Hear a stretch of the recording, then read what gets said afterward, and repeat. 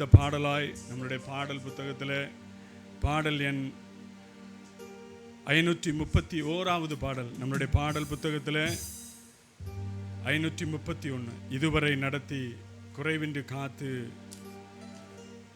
மகிழ்வை தந்தீரையா. இதுவரை நடத்தி குறைவின்றி காத்து மகிழ்வை தந்தீரே நன்றி ஐயா. இதுவரை நடத்தி குறைவின்றி காத்து மகிழ்வை தந்தீரே நன்றி ஐயா. தண்ணீரை கடந்தும் சோதனை செய்தே மதிலை தாண்டுவேன் உம்பரத்தான்.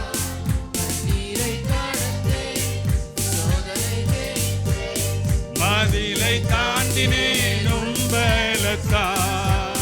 நன்றி நன்றி ஐயா,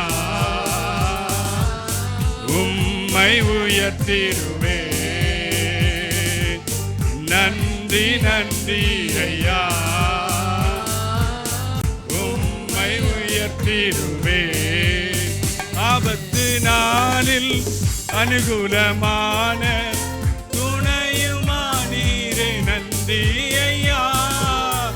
ஆபத்து நாளில் அனுகூலமான துணையுமானீரே நன்றி ஐயா. நன்றி நன்றி ஐயா, உம்மை உயர்த்திடுவே. நன்றி நன்றி ஐயா, உம்மை உயர்த்திடுவே.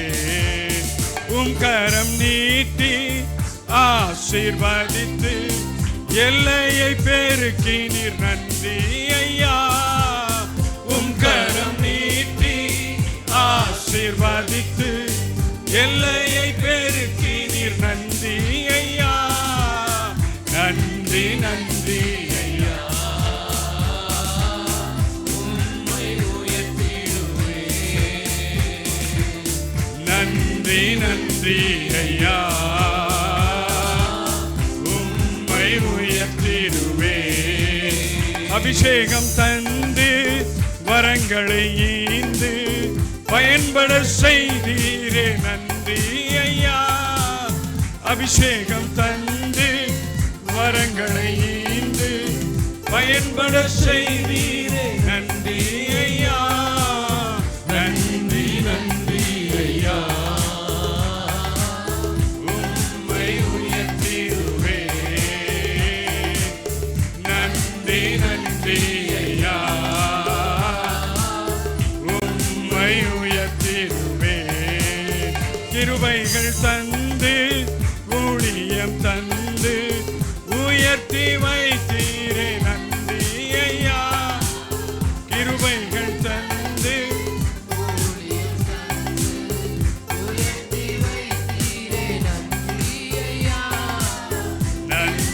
நன்றி ஐயா,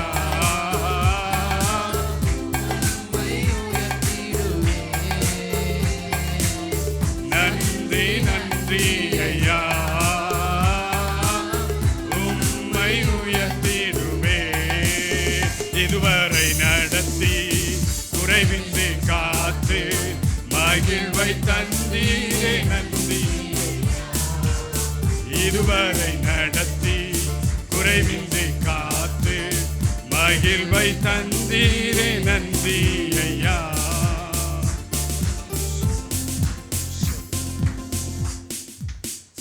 இதுவரை நடத்தின ஆண்டவர் இந்த மாதத்தின் இந்த 3 நாட்கள் முடிவதற்குள்ளாய் நம்மளுடைய வேண்டுதல்கள் ஒருவேளை ஆன்சர் கிடைக்காமல் இருந்திருக்கலாம். ஆனால் இந்த நாளில் வந்திருக்கிற ஒவ்வொருவரோடும் நான் சொல்லுகிறேன், கர்த்தருடைய வார்த்தை சொல்லுகிறது, நீ விசுவாசம் உள்ளவனாயிரு, நீ விசுவாசம் உள்ளவளாயிரு. ஏன்னு கேட்டால், பொன்னானது அக்கினியிலே சோதிக்கப்படுகிறது. அதை விட அதிகமான விலையேற பெற்ற விசுவாசம். ஹல்லேலூயா.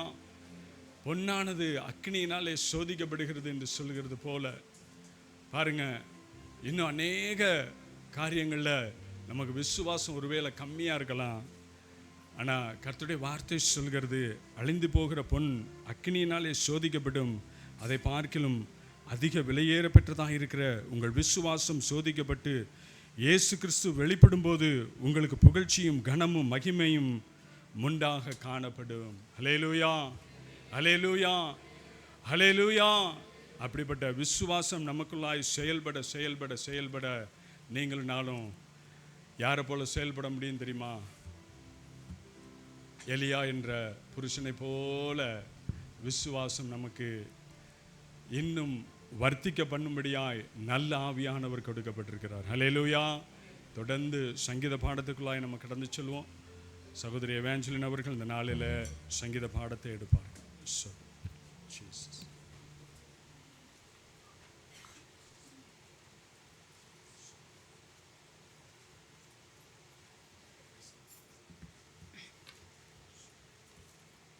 வாசிக்கும்படியாக தெரிந்து கொண்ட சங்கீதம், சங்கீதம் 27.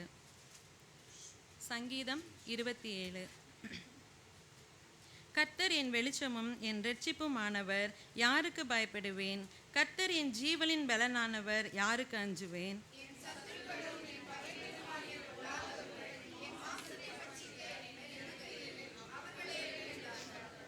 எனக்கு விரோதமாக ஒரு பாளையம் இறங்கினாலும் என் இருதயம் பயப்படாது. என்மேல் யுத்தம் எழும்பினாலும் அதிலே நான் நம்பிக்கையாய் இருப்பேன்.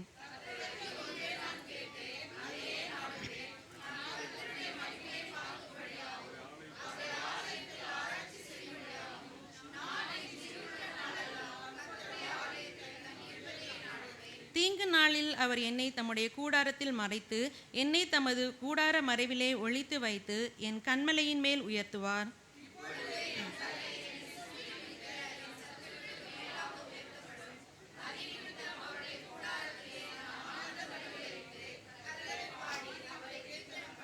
கர்த்தாவே, நான் கூப்பிடுகிற சத்தத்தை நீர் கேட்டு எனக்கு இறங்கி எனக்கு உத்தரவு அருளி செய்யும்.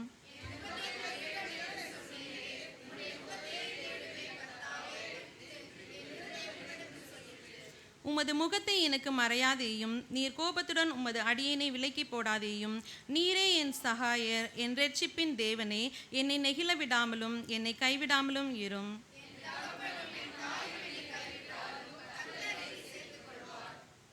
கர்த்தாவே, உமது வழியை எனக்கு போதித்து என் எதிராளிகளின் நிமித்தம் செவ்வையான பாதையில் என்னை நடத்தும்.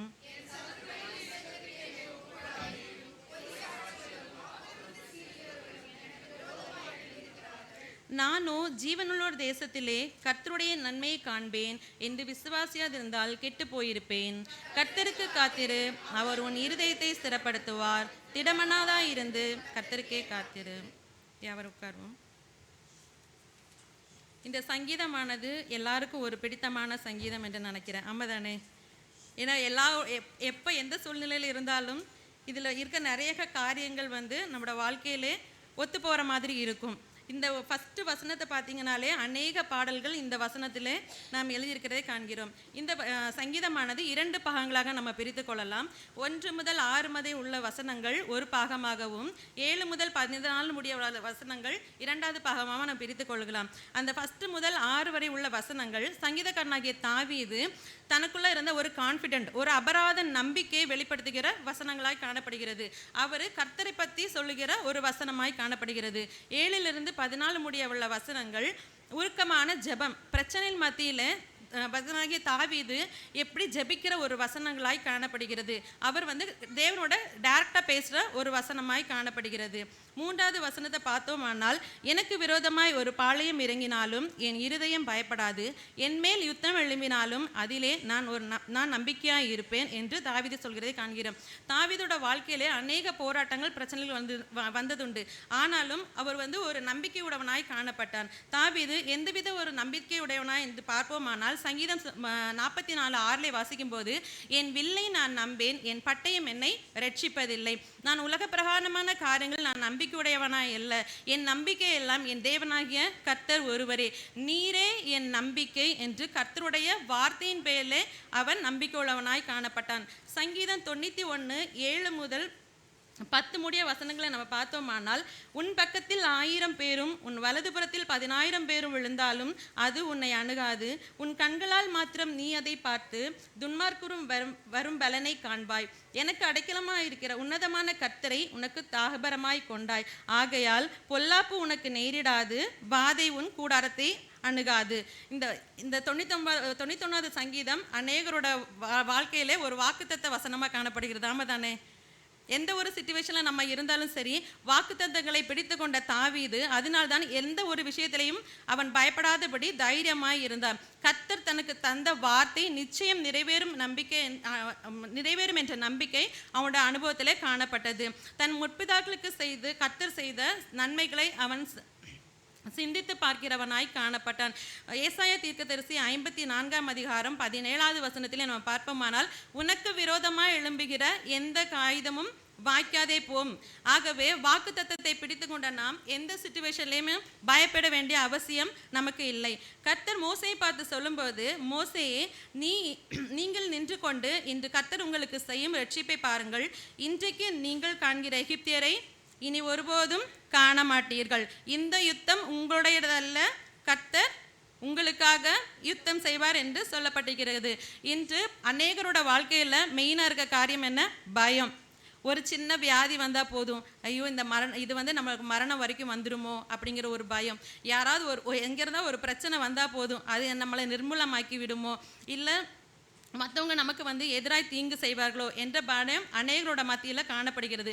ஆனால் எந்த ஒரு மனுஷன் கர்த்தருடைய வேதத்தை உறுதியாய் பற்றி கொள்கிறானோ அவன் ஒரு காலம் எந்த சூழ்நிலையும் பயப்பட வேண்டிய அவசியம் இல்லை. 2வது பார்ப்போமானால், தாவீதோட வாஞ்சை. வசனம் 4 பார்த்தோம்னா, கர்த்தரிடத்தில் ஒன்றை நான் கேட்டேன், அதையே நாடுவேன். நான் கர்த்தருடைய மகிமையை பார்க்கும்படியாகவும் அவருடைய ஆலயத்தில் ஆராய்ச்சி செய்யும்படியாகவும் நான் என் ஜீவனுள்ள நாளெல்லாம் கர்த்தருடைய ஆலயத்தில் தங்கியிருப்பதையே நாடுவேன். 3 வாஞ்சையை பற்றி நம்ம இதில் பார்க்கிறோம். ஃபர்ஸ்ட் என்ன வாஞ்சை? கர்த்தருடைய மகிமையை பார்க்க வேண்டும் என்கிறதான வாஞ்சை. 2வது கர்த்தருடைய ஆலயத்தில் ஆராய்ச்சி செய்ய வேண்டும் என்கிறதான ஆசை வாஞ்சை. அவருடைய ஆலயத்தில் தங்கியிருப்பது அவரோட வாஞ்சை. 3 வாஞ்சைகளை பற்றி இந்த வசனத்தில் நம்ம வாசிக்கிறோம். மோசே கர்த்தரிடத்தில் கேட்டது என்னதுன்னா, அவருடைய முகத்தை காண வேண்டும், அவருடைய மகிமையை காண வேண்டும் என்பதை பற்றி மோசே அவர் கூட கேட்கிறார். உம்முடைய வசனத்தை காண உம்முடைய மகிமையை நான் காண விரும்புகிறேன். கர்த்தருடைய முகத்தை காண வாஞ்சையாக இருக்கிறோமா நம்ம எல்லாரும்? அவருடைய முகத்தை பார்க்க வாஞ்சையாக இருக்கிறார். நாம் கண்டிப்பாக ஒரு நாளில் அவரை பார்க்கறதுக்கு கர்த்தர் நமக்கு ஒரு ஸ்லாக்கியத்தை நமக்கு தருவார். பக்தனாகிய தாவீது கர்த்தருடைய மகிமையை காண வேண்டி கர்த்தரை பார்த்து, உம்முடைய முகத்தை பார்க்கணும் ஆண்டவரே என்று சொல்கிறார். வேதத்திலே வாசிக்கும் போது என்னாகமம் 6:25 பார்த்தோமானால், கர்த்தர் தம்முடைய முகத்தை உன்மேல் பிரகாசிக்க பண்ணி உன்மேல் கிருபையாய் இருக்க கடவர். கர்த்தரை முகத்தை பார்க்கும்போது கர்த்தர் முதலாவது என்ன தருகிறார்? கிருபையை தருகிறார். 2வது என்ன தருகிறார்? சமாதானத்தை தருகிறார். சங்கீதம் 34:5 வாசிக்கும் போது, அவர்கள் அவரை நோக்கி பார்த்து பிரகாசம் அடைந்தார்கள், அவர்கள் முகங்கள் வெட்கப்படவில்லை. கர்த்தரை நோக்கி பார்த்தவர்கள் மகிமை கண்டடைவார்கள், முகத்தை பார்த்தவர்கள் வெட்கப்பட்டு போவதில்லை. 2வது பார்க்க போனோமானால், ஆலயத்தில் ஆராய்ச்சி செய்ய வேண்டும். சங்கீதம் 84:10 பார்த்தோமானால், ஆகாமிய கூடாரங்கள் வாசமாயிருப்பதை பார்க்கிலும் என் தேவனுடைய ஆலயத்தின் வாசற்படியில் காத்திருப்பதே தெரிந்து கொள்ளுவேன். என் ஜீவனுள்ள நாளெல்லாம் நான் என்ன செய்ய வேண்டும்? தேவனுடைய ஆலயத்திலிருந்து ஆராய்ச்சி செய்ய வேண்டும். எதை ஆராய்ச்சி செய்ய வேண்டும்? தேவன் தந்த வாக்கு தத்தங்கள், தேவன் தந்த வார்த்தைகள், தேவன் தந்த பிரமாணங்கள், தேவன் தந்த கட்டளைகள் எல்லாவற்றையும் நம்ம என்ன பண்ணணும்? ஆராய்ச்சி செய்யணும். வேத வசனத்தை எந்த ஒரு மனுஷன் ஆராய்ச்சி பார்க்கிறானோ அவன் என்ன எப்படிப்பட்டவனாய் காணப்படுகிறான்? ஞானமுள்ளவனாகவும் அறிவுள்ளவனாகவும் மேன்மை உள்ளவனாகவும் காணப்படுகிறார். 3வது என்னது? கர்த்தருடைய ஆலயத்தில் தங்கியிருப்பதே நாடுவேன். நம்ம எல்லாருமே வர்றதே லேட்டாக தான் வரும், அப்படி தானே? ஆலயத்தில் நம்ம தேவனை ஆராதிக்க வாரத்தில் வர்றது ஒரே ஒரு நாள் தான் ஆலயத்துக்கு வரும். ஆலயத்துக்கு வருகிற நாம் எப்போ வரணும் தேவனை ஆராதிக்க? நேற்றுக்கு என்ன நாள்? இன்னைக்கு நம்ம கர்த்தரை ஆராதிக்க வரும். அப்போ முந்தின நாள் என்ன நாள்? ஆயத்த நாள். ஆயத்த நாளில் நம்ம ஆயத்தமாக இருந்தோம் என்றால் தேவனை ஆராதிக்க வருகிற நாம் காலையில் எப்போ வருவோம்? 10 மணி சர்வீஸ்னு எத்தனை மணிக்கு வரணும்? 10:10க்கா 10:15க்கா? ஸோ நம்ம என்ன பண்ணணும்? தேவனை ஆராதிக்க வர்றதுக்கு முன்னாடி எங்கே வரணும்? ப்ரீவியஸாகவே வந்து தேவனுடைய சமூகத்தில் நம்ம தேவனை ஆராதிக்க வேண்டும். ஏன்னா 3வது வசனத்தில் என்ன சொல்கிறார் தேவனாய் கர்த்தர்? அவர் ஆலயத்தில் தங்கி இருப்பதே விரும்புகிற தேவனாய் காணப்படுகிறார். ஏன் அவர் ஆலயத்தில் விரும்பினார் என்றால் வசனம் சொல்கிறது, இஸ்ரவேல் எல்லாரும் கர்த்தரை சோஸ்தரிப்பாக போவார்கள், கர்த்தருடைய ஆலயம் ஒரு மகிமை நிறைந்த இடமாக காணப்படுகிறது. 2வது சொல்கிறார், அது கர்த்தருடைய ஆலயம் என்னது? ஒரு பேசுகிற இடமாக காணப்படுகிறது. 3வது, என்றென்றைக்கும் அவர் அங்கே தங்கி இருக்கிறவாய் காணப்படுகிறார். அந்நாள் நம்ம பார்த்தோம்னா அந்நாள் தேவனுடைய சமூகத்தில் காத்திருந்தவர்களாய் காணப்பட்டால் என்று வசனத்திலே பார்க்கிறோம். சாமுவேல் கர்த்தருடைய ஆலயத்தில் இருந்தபடியால் தான் கர்த்தருடைய சத்தத்தை கேட்க முடிந்தது. 3வது பார்த்தோன்னா ஆலயமானது கர்த்தர் பேசுகிற இடமாய் காணப்படுகிறது. ஆமாதானே? ஆகவே தாவீதோட வாஞ்சை நம்முடைய வாஞ்சியாக இருக்கட்டும். ஆலயத்துக்கு சீக்கிரம் வருவோம். ஏன்னா பாஸ்டர் வந்துடுறாரு. பாஸ்டர் வந்ததுக்கு அப்புறம் தான் நம்ம எல்லாருமே வரோம். ஆமாதானே? அதனால் ஆலயத்திலே நம்ம எவ்வளோ தூரத்துக்கு கர்த்தருக்கு ப்ரையாரிட்டி கொடுக்குறோமோ அப்போ தான் நம்மளோட வாழ்க்கையும் ஆசீர்வாதமாக மாறப்படும். சங்கீதம் 27:9-10 பார்த்தோம் அப்படின்னா, உமது முகத்தை எனக்கு மறையாதையும், நீர் கோபத்துடன் உமது அடியானை விலக்கி போடாதையும், நீரே என் சகாயர், என் ரட்சிப்பின் தேவனே, என்னை நெகிழ விடாமலும் என்னை கைவிடாமலும் இரும். தாவீதின் ஒரு எதிர்பார்ப்பான ஒரு அறிக்கையாய் காணப்படுகிறது. அவன் என்ன அறிக்கை செய்கிறான் என்றால், உம்மோட முகத்தை எனக்கு மறையாதனை. ஏன் அப்படி சொல்கிறான் என்று பார்த்தா சங்கீதம் 104:29 பார்க்க வேண்டுமா, நீர் உமது முகத்தை மறைக்க திகைக்கும். ஆமாதானே? அதே மாதிரி சங்கீதம் 30:7 நம்ம பார்த்தோம்னால், உமது முகத்தை நீர் மறைத்து கொண்ட போதோ நான் கலங்கினவனானேன். அதனால் நம்முடைய வாழ்க்கையிலே தேவன் முகத்தை மறைப்பாரானால் நமக்கு என்ன வரும்? கலக்கமும் திகைப்பும் இரண்டுமே வரும். அதனால் தான் தாவீது சொல்கிறார், கர்த்தாவே உமது முகத்தை எனக்கு மறையாதேயும், நீர் கோபத்துடன் உமது அடியேனை விலக்கி போடாதையும், உம்முடைய சமூகத்தை விட்டு என்னை தள்ளாதிரும் என்று சொல்கிறார். சங்கீதம் 51:11 நாம் பார்த்தோமானால், உமது சமூகத்தை விட்டு என்னை தள்ளாமலும் உமது பரிசுத்தாவே என்னிடத்தில் இருந்து எடுத்துக்கொள்ளாமலும் இரும் என்று சொல்கிறார். யோனா தீர்க்கதரிசியை நம்ம பார்த்தோம்னா, யோனா வந்து என்ன பண்ணாரு? கர்த்தருடைய வார்த்தையிலிருந்து விலகி போனவனாய் காணப்பட்டான். ஆமாதானே? என்ன எல்லாரும் திருத்தின்னு மூழ்கிறீங்க? யோனா 1ஆம் அதிகாரம் 3வது வசனம் அன்று 10வது வசனம். அப்பொழுது யோனா கர்த்தருடைய சமூகத்தில் நின்று விலகி தர்சீசுக்கு ஓடி போகும்படி எழுந்து. கர்த்தருடைய சமூகத்தை விட்டு யோனா என்ன பண்ணாரு? விலகி போனாரு. அதே மாதிரி தான் 10வது வசனத்தில் பார்த்தோன்னா, அவன் கர்த்தருடைய சமூகத்தில் நின்று விலகி ஓடி போகிறவன் என்று தங்களுக்கு அறிவித்ததினால்.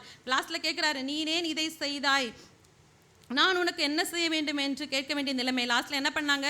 யோனாவை வந்து கடலின் ஆழத்திலிருந்து தூக்கி போட்டார். சிந்தித்து பாருங்க, கர்த்தருடைய சமூகத்தை விட்டு நம்ம தள்ளி போனால் நம்ம எங்கே போவோம்? வசனம் சொல்லுகிறது, நீரே என் சகாயர், என்னை நெகிழ விடாமலும் என்னை கைவிடாமலும் இரும் என்று சொல்லி.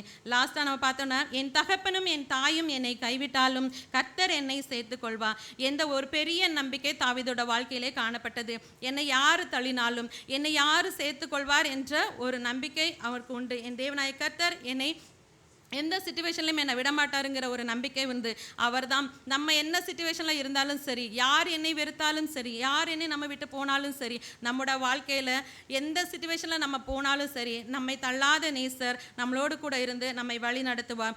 மனுஷன் நம்மை தள்ளலாம், ஆனாலும் நம் தேவனாய கர்த்தர் நம்மை தள்ளாதவராய் காணப்படுகிறார். அவர் தான் நம்ம ஆண்டவராகிய இயேசு கிறிஸ்து. தம்மிடத்தில் வருகிற ஒருவரையும் அவர் புறம்பே தள்ளுவதில்லை, அவர் ஏற்றுக்கொள்கிறவராய் காணப்படுகிறார். ஆகையால் இந்த காலை வேளையிலே தாவீதோட நம்பிக்கை நம்முடைய வாழ்க்கையிலே காணப்படட்டும், தாவீதோட வாஞ்சை நம்முடைய மனதிலே காணப்படட்டும், தாவீதோட எதிர்பார்ப்பு நம்முடைய வாழ்க்கையிலே காணப்படட்டும். இப்படி நாம் இருப்போமானால் வாழ்நாள் முழுவதும் எந்த ஒரு சிச்சுவேஷன்லையும் சரி நம்ம சந்தோஷமும் மன மகிழ்ச்சியுமாய் அமையும் என்பதில் எந்தவித ஒரு சந்தேகமும் இல்லை. கர்த்தர் இந்த வார்த்தையை நமக்கு ஆசீர்வதித்து தருவாராக. ஆமென். சங்கீதத்துக்காய் கர்த்தருக்கு நன்றி செலுத்துகிறேன். அவருடைய ஆலயத்தில் ஆராய்ச்சி செய்யும்படியாய் கர்த்தர் கொடுத்த அவருடைய நல்வார்த்தைகளுக்காய் நன்றி. தொடர்ந்து நம்ம ஆராதிக்க போகிறோம். எல்லாரும் எழுந்து நிற்போம். இந்த ஆராதனையின் வேலை நம்மை ஒருமுகப்படுத்தி கர்த்தருடைய சமூகத்தில் நம்மளை அர்ப்பணிப்போம். ஆராதனையானது உகந்த வாசனையாய் அவருக்கு ஏறெடுக்கப்பட கர்த்தர் உதவி செய்வார். நம்ம மத்தியில் இருக்கிற தம்பி கிறிஸ்டி அவர்கள் இந்த நாளின் ஆராதனை நடத்தி கொடுப்பாங்க. So Jesus.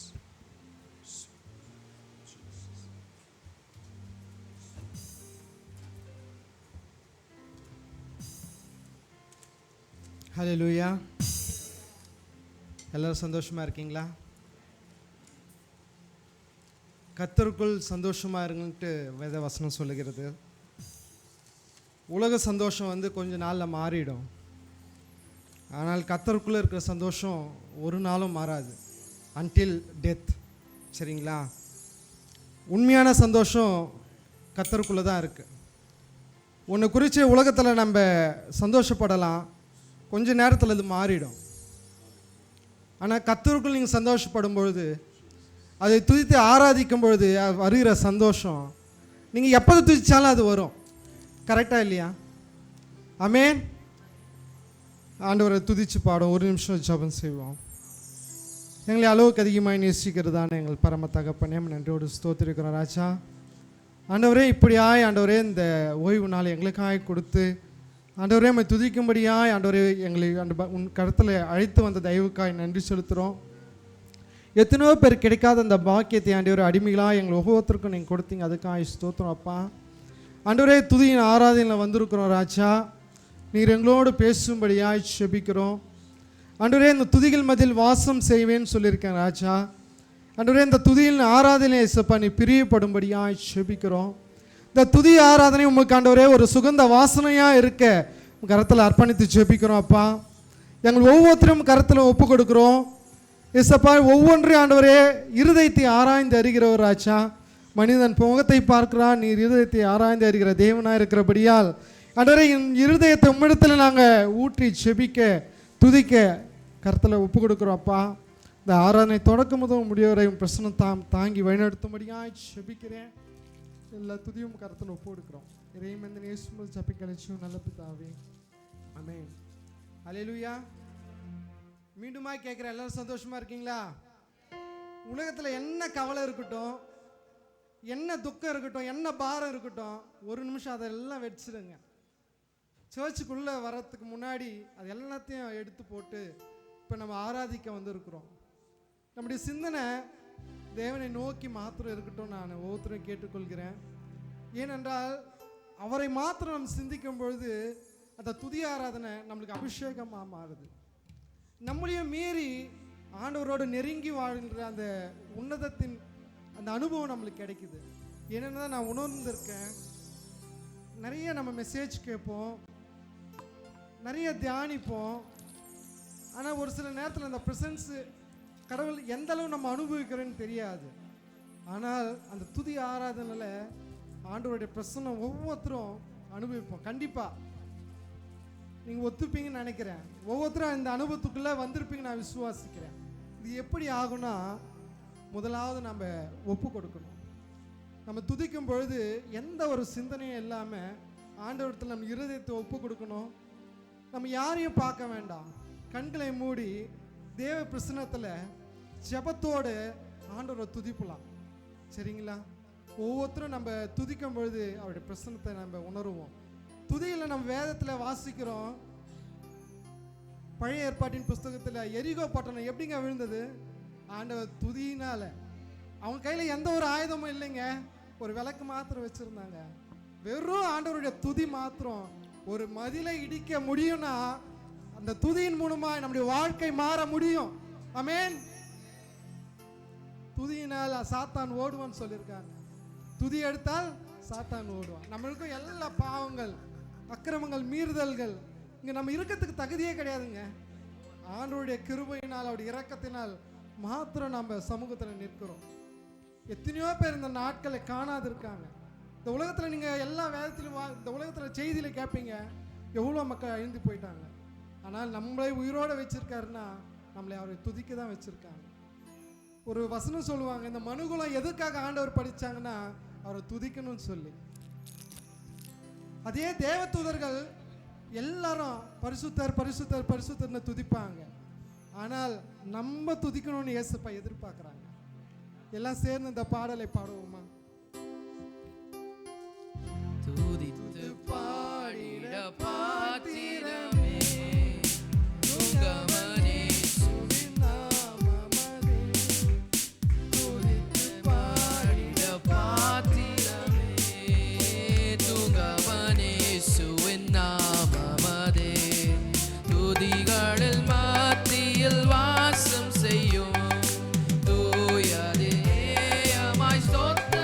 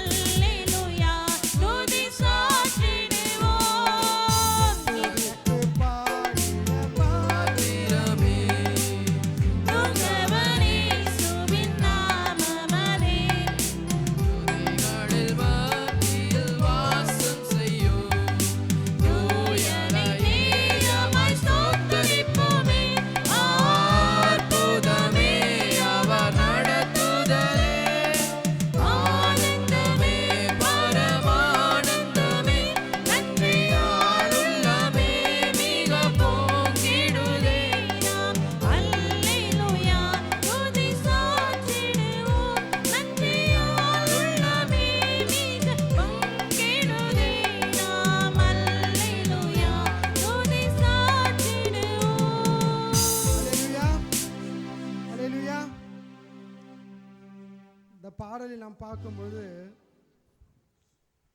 நம்முடைய வாஞ்சைகள் எல்லாவற்றையும் தீர்க்கிற தேவனாக இருக்கிறார்.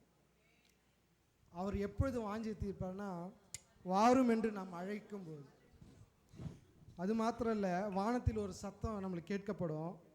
அப்போது நாம் விரைந்து போக நம்ம ஒவ்வொருத்தரும் ஆயத்தப்படுவோமா? வாஞ்சைகள் தீந்திட வந்திடுவார், வாரும் என்றே நாம் அழைத்திடுவோம். வாஞ்சைகள் தீந்திட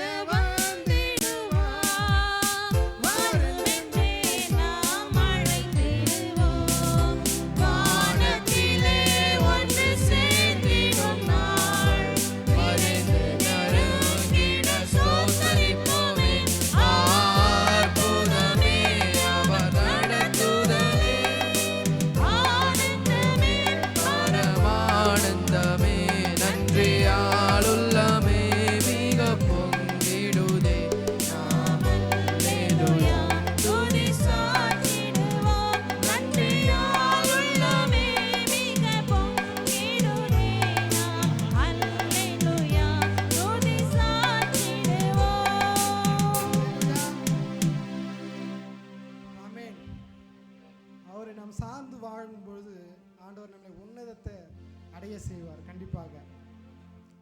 இன்னொன்று காரியங்கள் நாம் பார்க்கும்போது நம்ம உயிராக யாரை நேசிப்போம்? அப்பாவை நேசிப்பாங்க. நம்ம பெற்றோர் ஆகும்போது நம்முடைய பிள்ளைகளை நேசிப்போம்.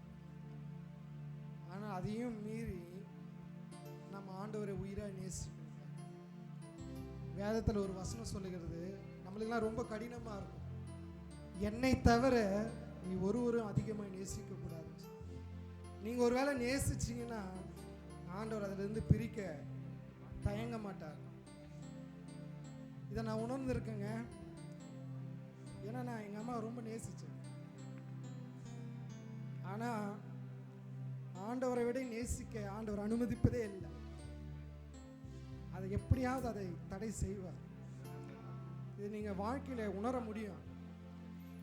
ஒரு காரியத்தை இயேசுவுக்காக நாம் முன்வைத்து நம்முடைய சுயத்துக்காய் நம்ம நெருங்கி போது ஆண்டவர் அதை அனுமதிக்க மாட்டார்.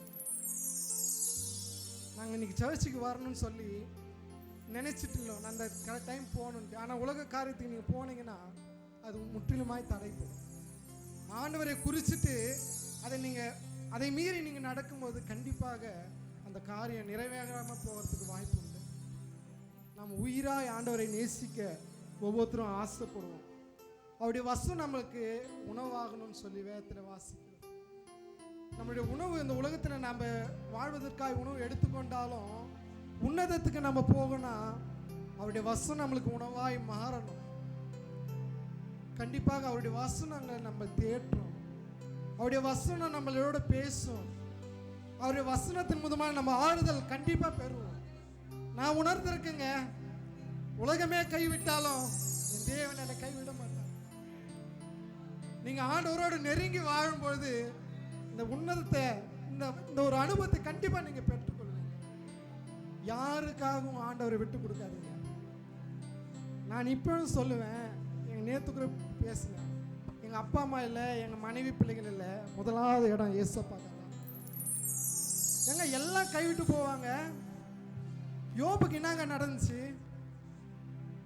அவன் யாரையும் நேசிக்கல, ஆண்டவரோட பட்டு பிடிச்சதை மாத்திரம் ஆண்டவர் அவனோடு கூட இருந்தாங்க. உத்தமன் என்று ஆண்டவரத்தில் சாட்சி பெற்றான் யோபு. அதே போல நீங்களும் நானும் ஆண்டவரை உயிராய் நேசிக்க நம்ம ஆசைப்படுவோமா? எல்லாமே ஒரு நாள் மாறி போயிடுங்க. அன்பு ஒரு நாளும் மாறி போகும். பெற்றோருடைய அன்பு ஒரு நாள் மாறும், கணவருடைய மனைவியுடைய அன்பு ஒரு நாள் மாறும், பிள்ளைகளுடைய அன்பு வயதான மாறி போகும். ஆனால் ஆண்டவராகிய இயேசு கிறிஸ்துவின் அன்பு ஒரு நாளும் மாறாது. அதனால்தான் அவர் பேர் மாறாதவர். ஆமென். இந்த பாடல் எல்லாம் ஜபசிந்தியோடு பாடலாம். உலகமெல்லாம் மறக்குதையா, உணர்வு எல்லாம் இனிக்குதையா. உலகமெல்லாம் மறக்குதையா, உணர்வு எல்லாம் இனிக்குதையா உம் நாமம் துதிக்கையிலே ஏசையா உம் அன்பை ருசிக்கையிலே ராஜா உம் அன்பை ஏசையா உம் அன்பை ருசிக்கையிலே என் உயிரான உயிரான உயிரான இயேசு என் உயிரான உயிரான உயிரான இயேசு என் உயிரான இயேசு என் உயிரோடு கலந்தி என் உயிரே நான் உம்மை துதிப்பேன் என் உயிரே நான் உம்மை துதிப்பேன் நம் எனக்கு உணவாகும் உடலுக்கெல்லாம் உம் வசனம் எனக்கு உணவாகும் உடலுக்கெல்லாம் எழுந்தாகும் இரவும் பகலுமையா உந்தன் வசனம் தியானிக்கிறேன் இரவும் பகலுமையா உந்தன் வசனம் தியானிக்கிறேன் என் உயிரான உயிரான உயிரான இயேசு என் உயிரான உயிரான உயிரான இயேசு என் உயிரான இயேசு என் உயிரோடு கலந்தி என் உயிரே நான் உம்மை துதிப்பேன் என் உயிரே நான் உம்மை துதிப்பேன் அல்லேலூயா. இந்த வேதத்தில் வாசிக்கிறோம், உம்முடைய திருநாமம் உலகத்திலே உயர்ந்த அடைக்கலமான அரணான கோட்டையா இருக்குது. யார் நம்மளுக்கு பலமா இருந்தாலும் ஆண்டவருக்கு நிகர வர முடியாது. இப்போ நம்ம பெற்றோர் வந்து நம்மளுக்கு ஒரு அரணா இருக்கிறாங்க. நம்ம வேலைக்கும் போகும்போது நம்ம வேலை செய்ய இடம் நம்மளுக்கு ஒரு அரணா இருக்குது. ஆனால் பெற்றோர் எப்போது கைவிடுவாங்க தெரியாது. நம்முடைய வேலை ஸ்தலத்தில் எப்பொழுது நம்ம இந்த அரண் நம்மளை விட்டு போகணும் தெரியாது. ஆனால் ஆண்டவர் நம்மளுக்கு அரணா இருக்கிறார். அரணும் கோட்டையும் சொல்லி இருக்குது. கோட்டை தகர்த்த முடியுங்களா? தகர்த்த முடியாது. ஆண்டவர் நம்மளுக்கு கோட்டையாய் நம்மளை பாதுகாக்கிறார். அது மாத்திரம் இல்லை, நீதிமான் உமக்குள் ஓடி சுகமாக இருப்பான். யாருங்க அவருக்குள்ளாய் ஓடி சுகமாக இருக்க முடியும்? நீதிமான் மாத்திரம். இந்த உலகத்தில் எவ்வளோ பேர் இருந்தாலும் அவருக்குள்ளாய் சுகமாய் வாழ முடியும். யார் என்றால் நீதிமான் மாத்திரம். இந்த உலக பிரமாரமாய் நிறைய பேர் சுகமாய் வாழலாம். ஆனால் கர்த்தருக்குள் சுகமாய் வாழ்வது யார் என்றால் நீதிமான் மாத்திரம். வேதத்தில் வாசிக்கிற துன்மார்க்கு அநேக காரியங்கள் கொடுக்கப்படும், ஆனால் கைவிட்டப்படுகிறோம். முதலாம் சங்கீதத்தில் நாம் பார்க்கிறோமே, நீதிமான் துன்மார்க்கு ஒரு ஆலோசனை நடவாமலும் பாவிகளுடைய வழியில் இல்லாமலும் பரியாசக்கார உட்காரத்தில் உட்காராமலும் கர்த்தருடைய பாதத்திலே இரவும் பகலும் தியானிக்கும் பொழுது அவன் நீதிமானாக இருக்கிறான். அந்த நீதிமான் துன்மார்க்கரை அழியும், ஆனால் நீதிமான் ஒரு நாள் அழிய மாட்டான். உம் திருநாமம் உலகத்திலே உயர்ந்த அடைக்கல அரண்தானே. உம் திருநாமம் உலகத்திலே உயர்ந்த அரண்தானே. நீதிமானதற்குள்ளே ஓடி சுகமாயிருந்திடுவார்.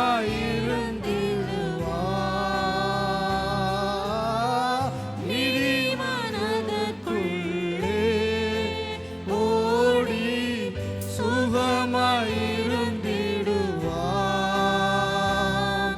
என் உயிரான உயிரான உயிரான இயேசு என் உயிரான உயிரான உயிரான இயேசு என் உயிரான இயேசு என் உயிரோடு கலந்தி என் உயிரே நான் உம்மை துதிப்பேன்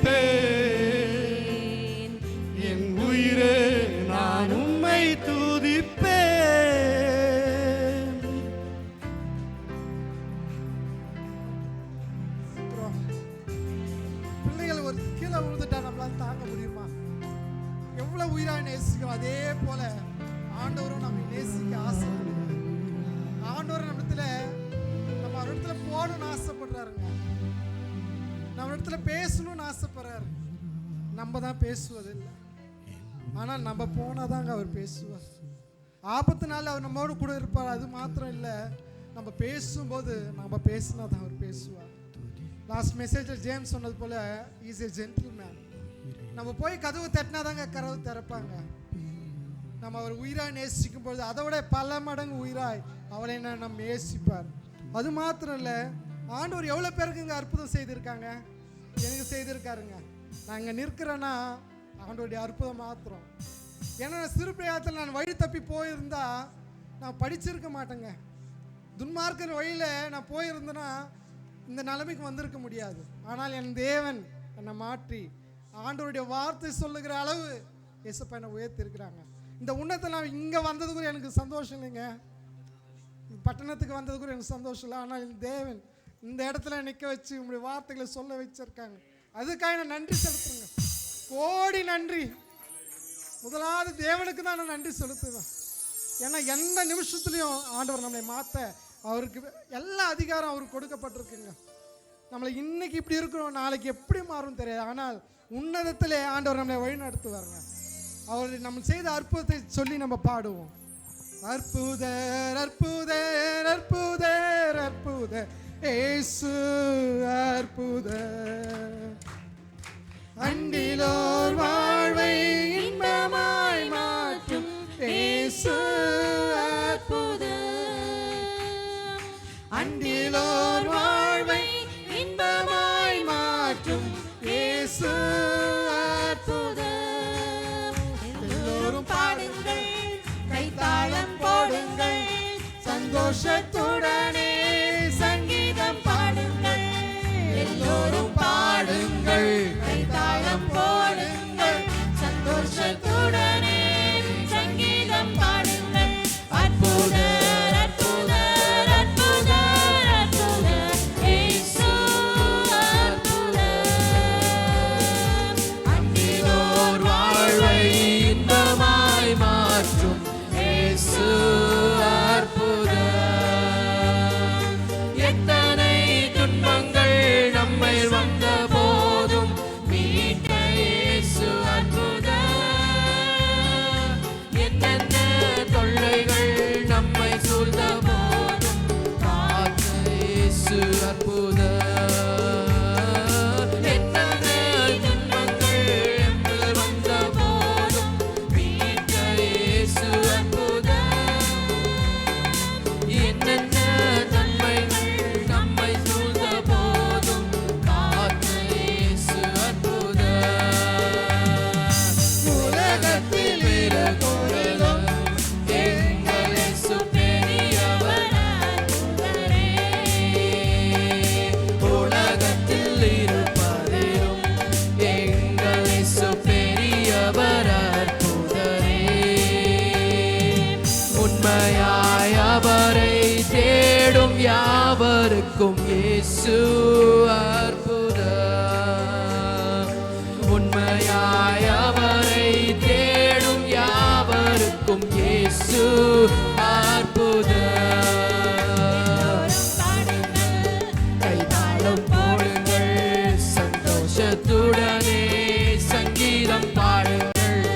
எல்லோரும் பாடுங்கள், கைதாளம் போடுங்கள், சந்தோஷத்துடனே சங்கீதம் பாடுங்கள். அற்புதர் அற்புதர் அற்புதர் அற்புதர் இயேசு அற்புதர். அன்பினார் வாழ்வை இன்பமாய் மாற்றும் இயேசு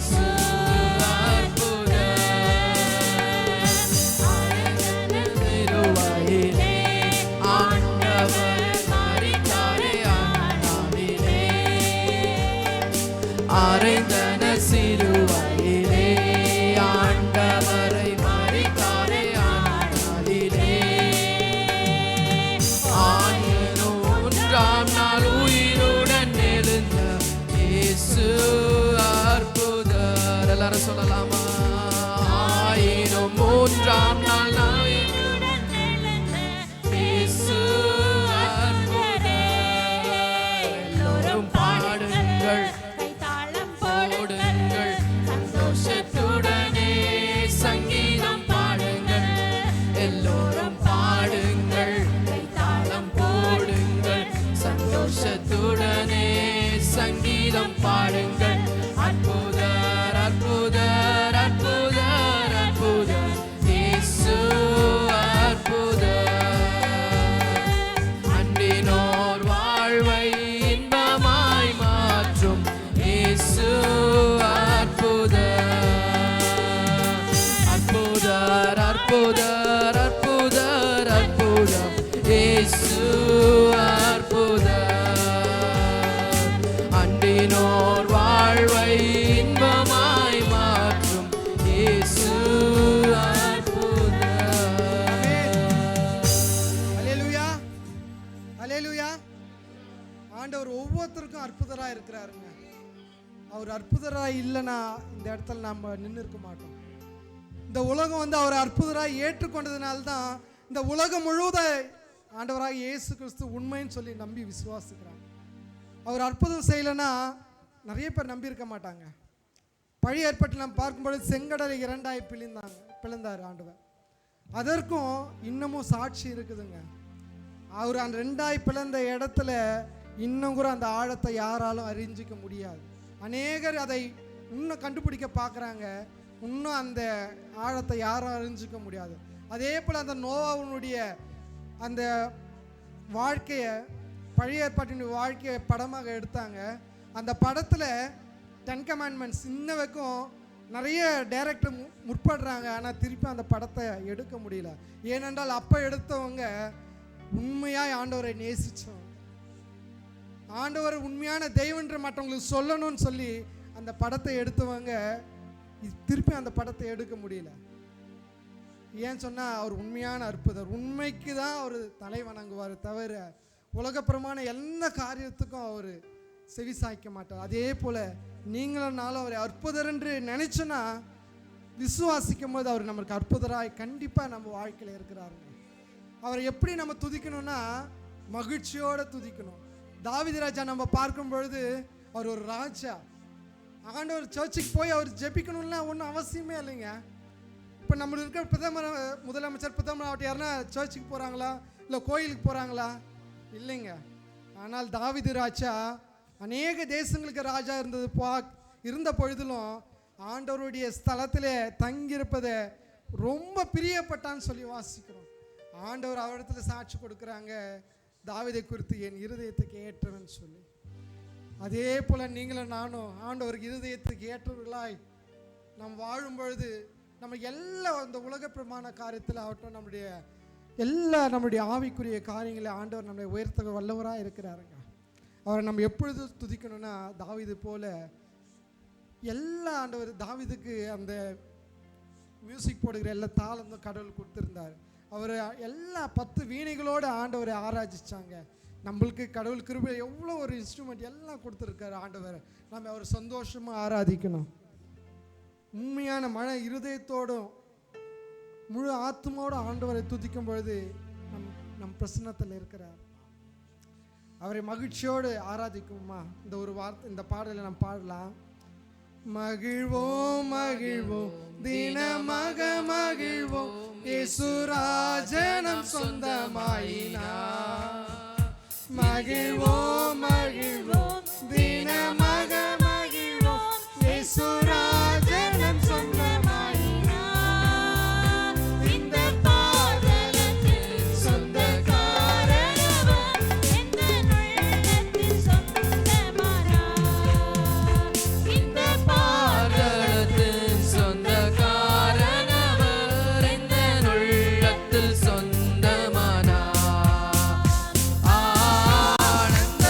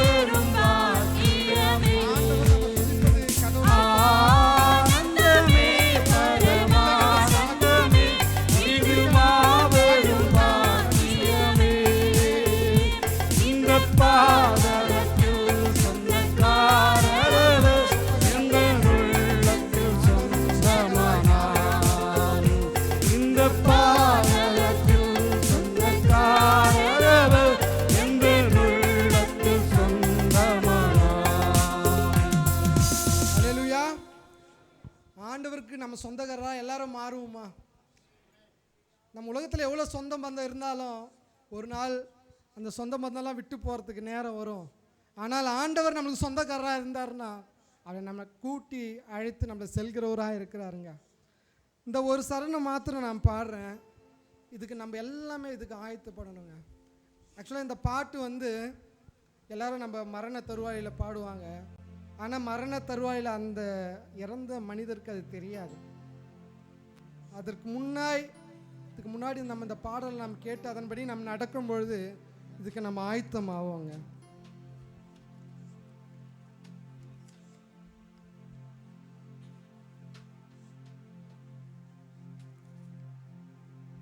பரலோகமே என் சொந்தமே எங்கு காண்பேனோ, பரலோகமே என் சொந்தமே எங்கு காண்பேனோ,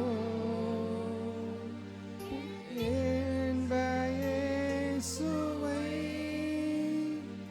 யான் எங்கு காண்பேனோ, பரலோகமே என் சொந்தமே எங்கு காண்பேனோ. ஒரு வார்த்தை ஓட்டத்தை ஜெயமுடன் நானும் ஓடிட அருள் செய்வார். ஓட்டத்தை ஜெயமுடன் நானும் ஓடிட அருள் செய்வார். விசுவாச பாதையில் சேராது ஓடிடவே விசுவாச பாதையில் சோராது ஓடிடவே பரலோகமே என் சொந்தமே எங்கு காண்பேனோ, பரலோகமே என் சொந்தமே எங்கு காண்பேனோ. இயேசு என் நம்பிக்கையா, இந்த பூமியும் சொந்தமல்ல. இயேசு என் நம்பிக்கையா, இந்த பூமியும் சொந்தமல்ல. பரிசுத்த சிந்தையுடன் இயேசுவை பின்பற்றுவேன். பரிசுத்த சிந்தையுடன் இயேசுவை பின்பற்றுவேன்.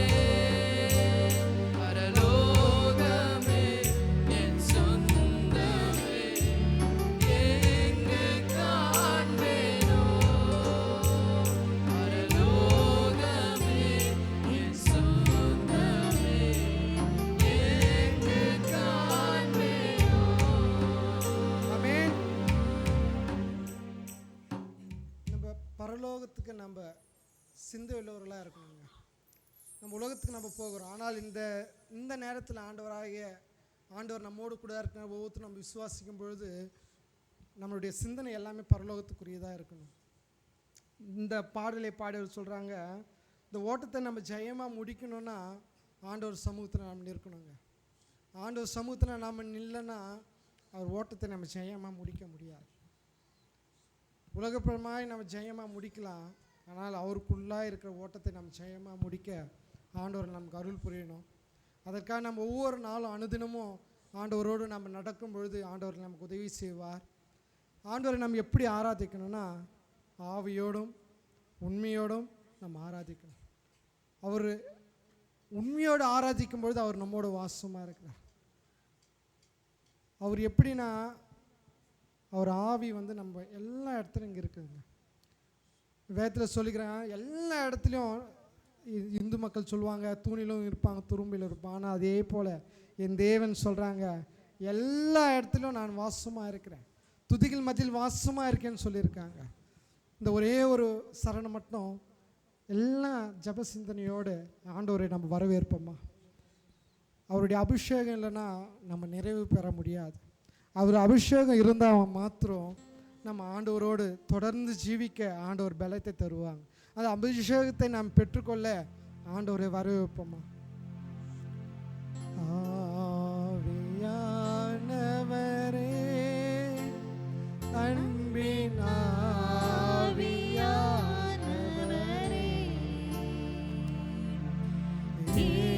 இப்போ வாரும், இறங்கி வாரும் எங்கள் மத்தியிலே. இப்போ வாரும், இறங்கி வாரும் எங்கள் மத்தியிலே. உலையான சேற்றில் நின்று தூக்கி எடுத்தவரே, உழையான சேற்றினின்று நம்ம எவ்வளோ பாவம் பண்ணாலும், நம்ம எவ்வளோ அவருக்கு மீறி நடந்தாலும் நம்மளை தூக்கி எடுக்கிறவராக இருக்கிறார். நம்ம பாவங்களை கழுவி நம்மளை சுத்திகரிக்கிற ஒரே தேவன் ஆண்டவராக இயேசு கிறிஸ்து மாத்திரம்தான். இந்த வேலையில நம்ம ஒவ்வொருத்தரும் ஆண்டவர் சுத்திகரிக்க வல்லவராக இருக்காங்க. ஆண்டவரோடு ஒப்பு கொடுக்க வேண்டும். முழு இருதயத்தை ஆண்டவருக்கு ஒப்பு கொடுத்து, இயேசுப்பா, என்னை மாற்றுங்க என்று நாம் சொல்லுவோம். அவருடைய ஆவியானவர் நம்மளோடு கூட இருக்கும்போது ஆண்டவர் நம்மை ஆவியின் பிரகாரம் மனுஷகத்தின் பிரகாரம் ஆவியின் பிரகாரம் நம்மை நடத்த வல்லவராக இருக்கிறார். ஒவ்வொருத்தரும் ஆண்டவராய் அபிஷேகத்தை பெற்றுக்கொண்டு அவரை வரவேற்போம். ஆசைப்படுவோம். திருச்சபையில மாத்திரம் நம்ம எங்க இருந்தாலும் ஆண்டவர் நம்ம உள்ளத்தில் இருக்க நம்ம ஆசைப்படுவோம்.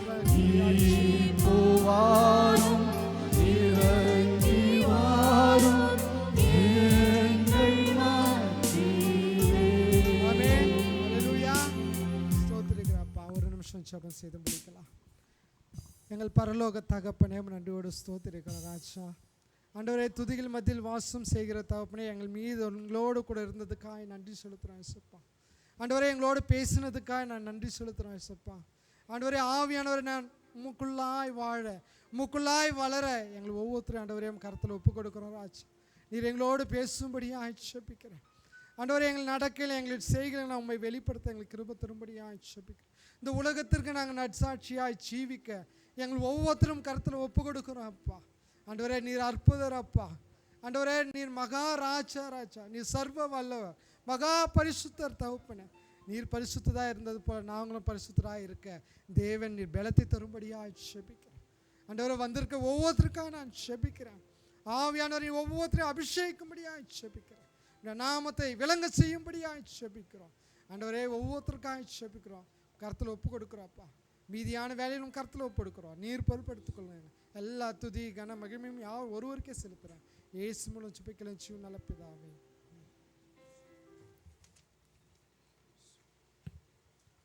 தொடர்ந்து கர்த்தருடைய வார்த்தை நம்ம மத்தியில் இருக்கிற சகோதரன் செபா அவர்கள் பகிர்ந்து கொள்வார்கள். சோதரன்.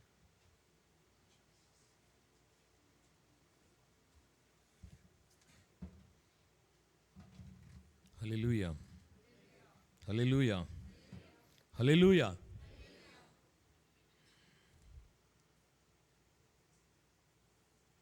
அருமையான சங்கீதத்தை கேட்டோம். அருமையான துதியின் வேலைக்காய் நான் நன்றி செலுத்துகிறேன்.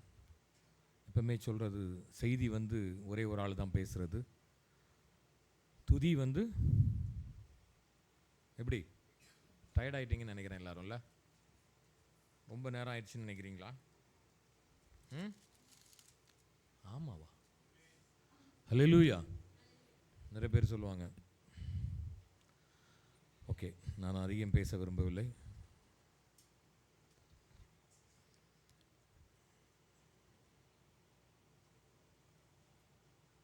யோபு 19:25.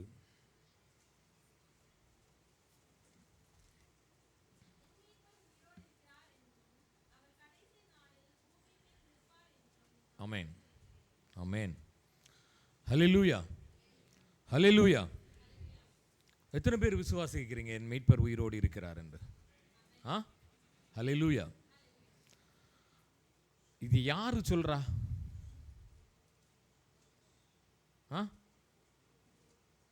நிறைய பேருக்கு இன்னும் டவுட் இருக்குன்னு நினைக்கிறேன். நான் யோபுலேருந்து தான் எடுத்திருக்கிறேன். யோபு தானே வாசித்தீங்க? என் மீட்பர் உயிரோடு இருக்கிறார். சரி, யோபு யாருன்னு தெரியுங்களா எல்லாருக்கும்? சொல்ல வேண்டிய அவசியம் இல்லைன்னு நினைக்கிறேன். ஏன்னா நேரம் கிடையாதுன்னு நினைக்கிறேன். இதுக்கு மேலே சொன்னால் பிரபு வேறு உட்காந்துருக்கிறாரு. டைம் ஆயிடுச்சு. ஓகே, ஆக்சுவலி மெசேஜ் முடிக்க வேண்டிய டைம் நினைக்கிறேன். இது யோபுக்கு என்ன பேர் தெரியுமா? ஆக்சுவலி அது எபிரேய மொழியில் என்ன, துன்புறுத்தப்பட்டவன் இருக்குது. துன்புறுத்தப்பட்டவன். எனக்கு தெரிஞ்சு வேறு யாரும் அவ்வளோ துன்பம் வந்திருக்க மாட்டாங்கன்னு நினைக்கிறேன்ல, தெரிஞ்சுன்னு இல்லை. எரேமிய மொழியில் என்னென்னா மனம் திரும்பியவன் என்று இருக்கிறது. மனம் திரும்பியவன். இந்த யோபு இந்த வார்த்தையை சொல்வதற்கு முன்னாடி, இந்த வார்த்தையை பற்றி சிந்திப்பதற்கு முன்பாக நாம் சில காரணங்கள் எடுத்துக்கொள்ள வேண்டும். அந்த உபத்திரவங்கள், பாடுகளின் மத்தியிலே அவன் கடந்து வந்தவனாக இருக்கிறான். அநேக ஆசீர்வாதங்கள் இருந்தது. அதாவது ஒன்றுமே இல்லாமல் இருந்துட்டு போகிறது பெரிய விஷயம் கிடையாது. எல்லாமே இருந்துட்டு, உங்கள் வாழ்க்கையிலே எல்லாமே இருந்துட்டு அதை இழக்கிறதுங்கிறது எவ்வளோ பெரிய விஷயம் சொல்லுங்கள். ஒரு வருத்தப்படக்கூடிய விஷயம். ரொம்ப நம்ம ஒரு கடினமான சூழ்நிலைகளை, ஒரு வெறுப்பின் உச்சியில் அந்த மாதிரிலாம் நம்ம போவோம். அவன் எல்லாமே வெறும் பெரிய ஐஸ்வர்யமான இருந்தான். எல்லா ஆசீர்வாதங்களும் கர்த்தர் கொடுத்திருந்தாரு. இந்த நாளிலே நாம் பார்க்கும் பொழுது நிறைய விஷயங்கள் பார்க்கணும். எப்படின்னா,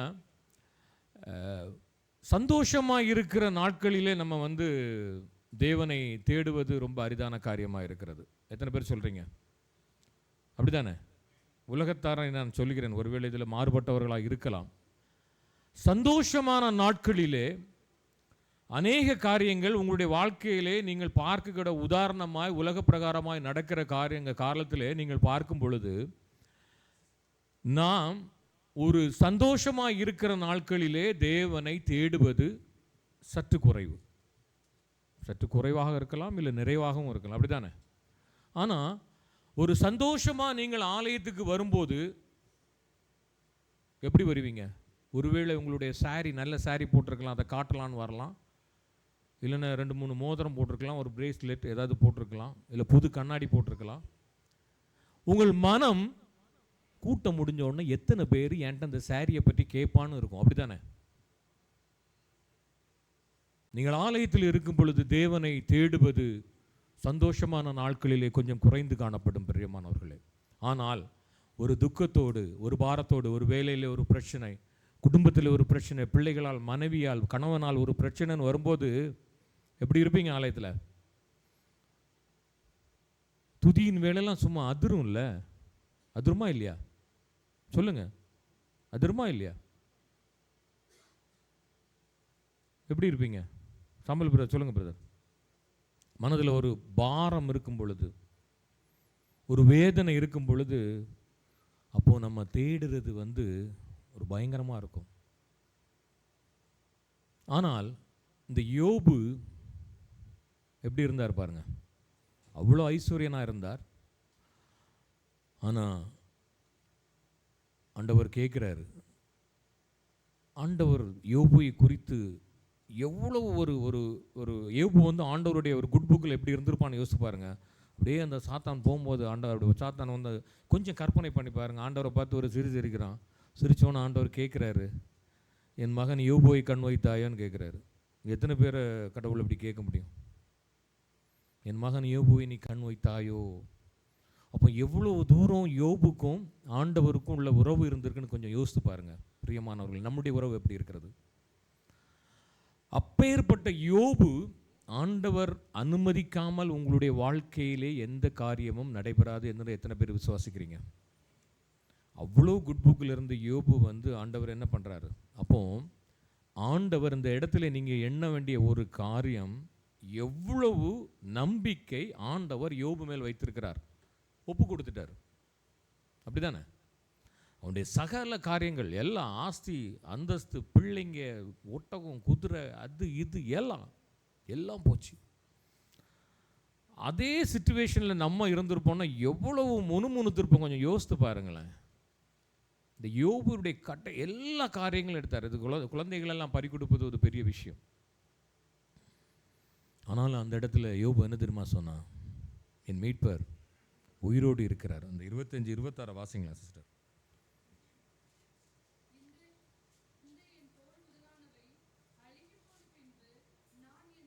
ஆமென். அவனுடைய விசுவாசத்தை பார்த்தீங்களா? என் மாம்சத்திலிருந்து என் தேவனை பார்ப்பேன். எப்படி? என்னுடைய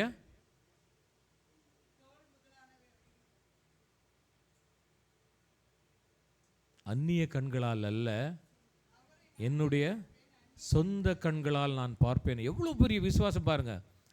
ஆண்டவர் அவனை பார்த்து அந்த நேரமாக அந்த மாதிரி சிச்சுவேஷனில் ஆண்டவர் கேட்குறாரு, யோபுவே நீ பார்த்தாயா, என்னுடைய மகிமையை பார்த்தாயா, அதை பார்த்தாயா, இதை பார்த்தாயான்னு வந்து ஒவ்வொன்றா கேட்டுட்டு இருக்கிறார். அவருடைய மகிமையை சொல்கிறாரு. நம்மனா என்ன சொல்லியிருப்போம்? ஆண்டவரை இருக்க வேதனை நானே ஓட்டை வச்சு சுரண்டிக்கிட்டு இருக்கிறேன். தொலியை சுரண்டுறது எவ்வளோ பெரிய விஷயம் பிரியமானவர்களே. கொஞ்சம் சும்மா சொரிஞ்சாலே நமக்கு எப்படி வரும்? அந்த சதையெல்லாம் பிச்சுட்டு வந்துடும் ஒரு கொசு கடிச்சாலே. அந்த மாதிரி சிச்சுவேஷனில் ஆண்டவர் உரையாடுறாரு. ஏன்னா ஆண்டவருக்கு யோபு ரொம்ப பிடிக்கும் பிரியமானவர்களே. அவர் உறவாடுறாரு. வானத்தின் நட்சத்திரத்தை பார்த்தாயா, அதை பார்த்தாயா, இதை பார்த்தாயா. ஒரு மிருகத்தின் பேரை கூட சொல்லியிருப்பார். ஒரு மிருகம் இருக்கும், அப்படி தானே? அந்த மிருகம் எப்படி இருக்குது, அந்த மிருகத்தின் முகம் இப்படி இருக்குது, அதனுடைய நரம்புகள்லாம் அப்படி இருக்குது, இப்படி இருக்குது. அவன் எப்படி இருந்திருப்பான் பாருங்கள். அந்த யோசிக்க முடியும், அந்த காலத்தை யோசித்து பாருங்கள். நரக வேதனை அனுபவிச்சுட்டு இருக்கும்போது ஒருத்தன் போய் சொன்ன மாதிரி, இந்த பசியாக இருக்கிறவன் முன்னாடி போய் உட்காந்து நம்ம யாராவது உட்காந்து ஏதாவது சாப்பிட்டுக்கிட்டு இருந்தால் எப்படி இருக்கும்? அந்த மாதிரி ஆண்டவர் கேட்குறேன். ஏன்னா ஆண்டவர் அவனோடு உறவாடி கொண்டு இருக்கிறார். நம்ம என்ன சொல்லியிருப்போம்? போங்க ஆண்டவரே, வேலையும் இல்லை, 2-3 வார்த்தைகளையும் போட்டிருப்போம், அப்படி தானே? ஆனால் யோபு அப்படி இல்லை பிரியமானவர்களே. என் மீட்பர் உயிரோடு இருக்கிறார். என் மீட்பர் உயிரோடு இருக்கிறார். கடைசி நாளில் அவர் பூமியில் நிற்பார் என்கிற ஒரு அசைக்க முடியாத வைராக்கியமான ஒரு விசுவாசத்தில் இருந்தான். நம்மன ஒரு நாள் இருக்கலாம். எத்தனை பேர் நீங்கள் வந்திருக்கீங்கன்னு எனக்கு தெரியாது. நிறைய பாரத்தோடு நீங்கள் வந்திருக்கலாம் பிரியமானவர்களே. அநேக வேதனைகளோடு வந்திருக்கலாம். ஒவ்வொருவருக்கும் ஒவ்வொரு வேதனை இல்லாமல் ஒரு மனிதனும் இல்லை பிரியமானவர்களே. வேதனையோடு வந்திருக்கிறான், கஷ்டத்தோடு வந்திருக்கலாம், எவ்வளவு பாரத்தோடு வந்திருக்கலாம். அந்த பாரத்தோடு வந்திருக்கும்போது சொல்லக்கூடிய ஒரே ஒரு வார்த்தை இதுதான், உங்களுடைய தேவன் உயிரோடு இருக்கிறார், உங்களுடைய மீட்பர் உயிரோடு இருக்கிறார் பிரியமானவர்களே. அவர் கடைசி நாளில் எழும்புவார். அந்த யோபுடத்தில் காரியத்தில் அடுத்தபடியாக 42 யோபு 42:7 வாசிங்களேன்.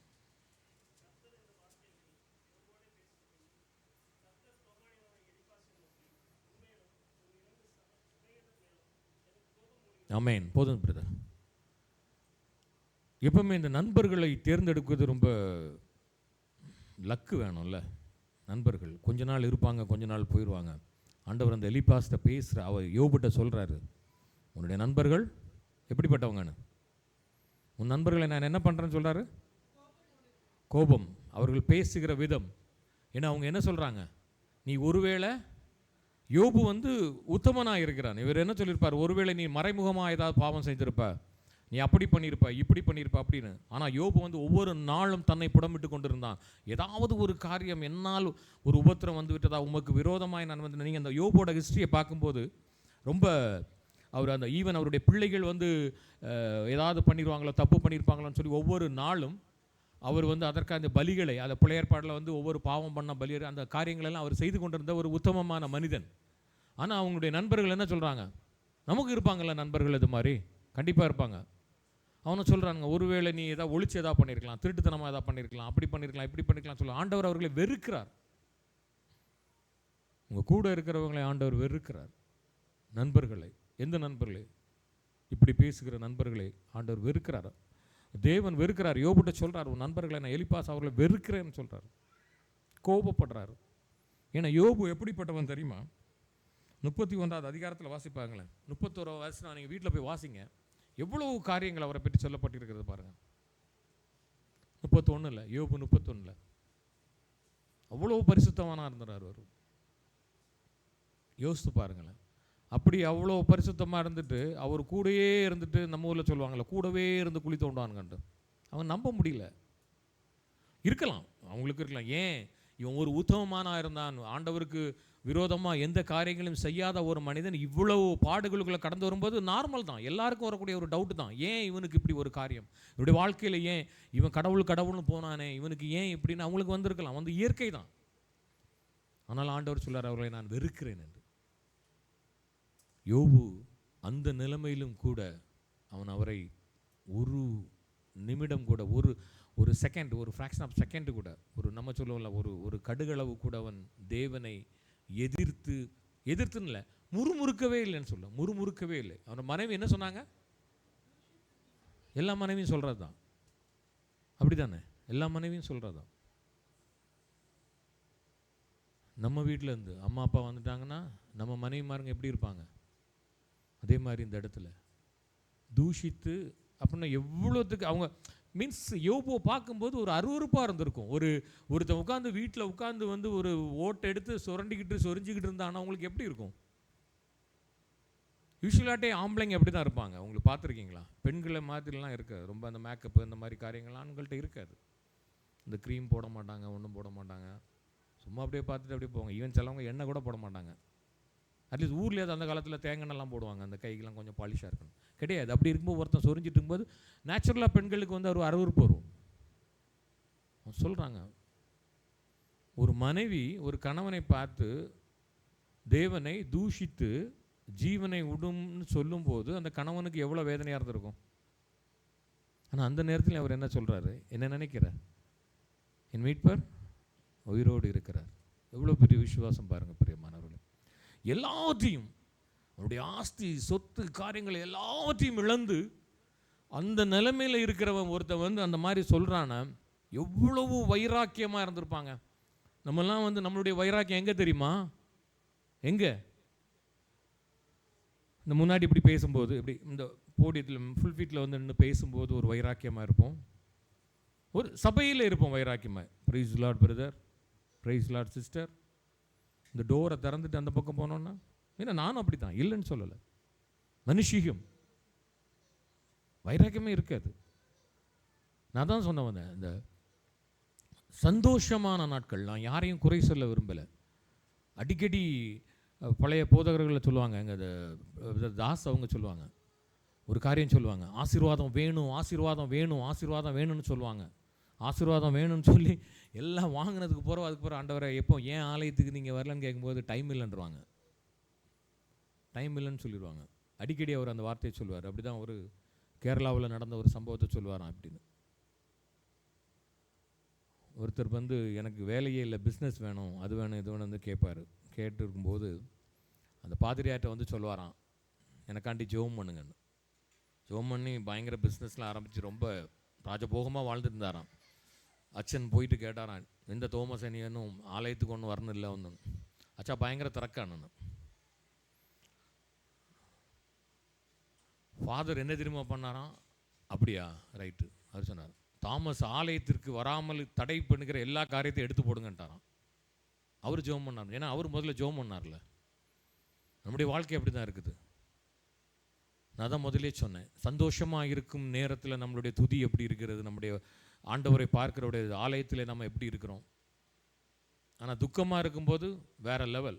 அப்போ தான் உண்மையான அபிஷேகம் இருக்குங்க, உண்மையான அனல் இருக்கும்.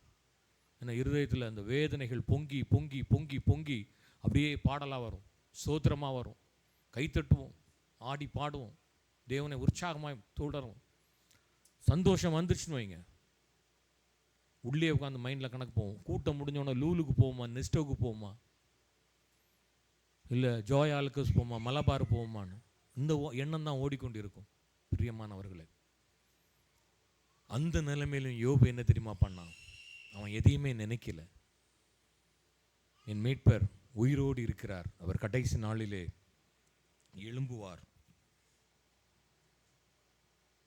எல்லா சூழ்நிலைகளிலும் அவன் என்ன தெரியுமா பண்ணான்? இயேசுவை உயிரோடு இருக்கிறவா மாதிரி தான் பார்த்தான். கர்த்தரை, ஆண்டவரை உயிரோடு இருக்கிற மாதிரி தான் பார்த்துறாங்க.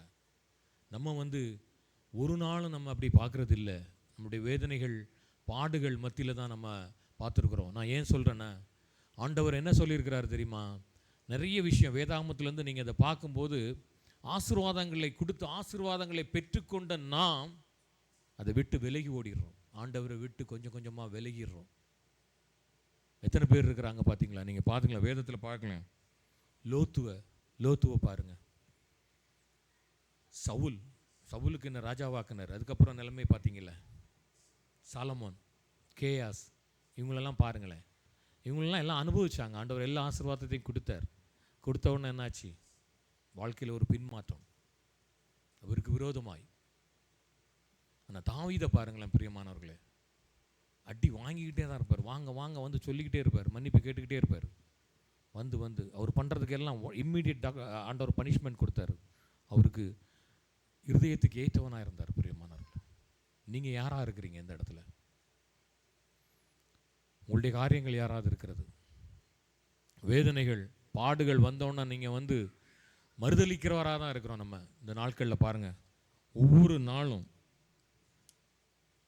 அவரை பார்த்து நம்ம ஓடி ஒளிகிறவர்களாய் காணப்படுகிறோம். சில நாட்களில் எத்தனை பேர் ஆண்டவரை, உங்கள் வாழ்க்கையில் எத்தனையோ பேர்கள் வந்து ஆண்டவரை வந்து நீங்கள் செய்துட்டு அவருக்கு விரோதமாய், அவர் வேதாகமத்தில் இருக்கிற காரியங்களுக்கு விரோதமாய் செஞ்சுட்டு அவருடைய காரியங்கள் அவர் அவருக்கு முகத்தில் முழிக்க முடியாமல் நீங்கள் ஒடிந்து ஓடின நாட்கள் ஏதாவது உண்டான்னு கொஞ்சம் யோசித்து பாருங்களேன். ஒரு சின்ன நம்ம இப்போ ஒரு பிரதருக்கு, இப்போ சாமுவேல் பிரதர், அவர் பேர் தான் இருக்குது, அவர் தான் கோவப்பட மாட்டார். சாமுவேல் பிரதருக்கு எதிராட்டு நான் ஒன்று பேசிட்டு அதுக்கடுத்தது அவர் முகத்தை பார்க்கறதுக்கு நான் எப்படி வெக்கப்படுவேன்? பாப்பானா வெக்கப்படுவேனா? வெக்கப்பட மாட்டேனா? வெக்கப்படலைன்னா எனக்கு இந்த ஸ்கின் கட்டி எருவ மாட்டு தோலுன்னு சொல்லுவோம்.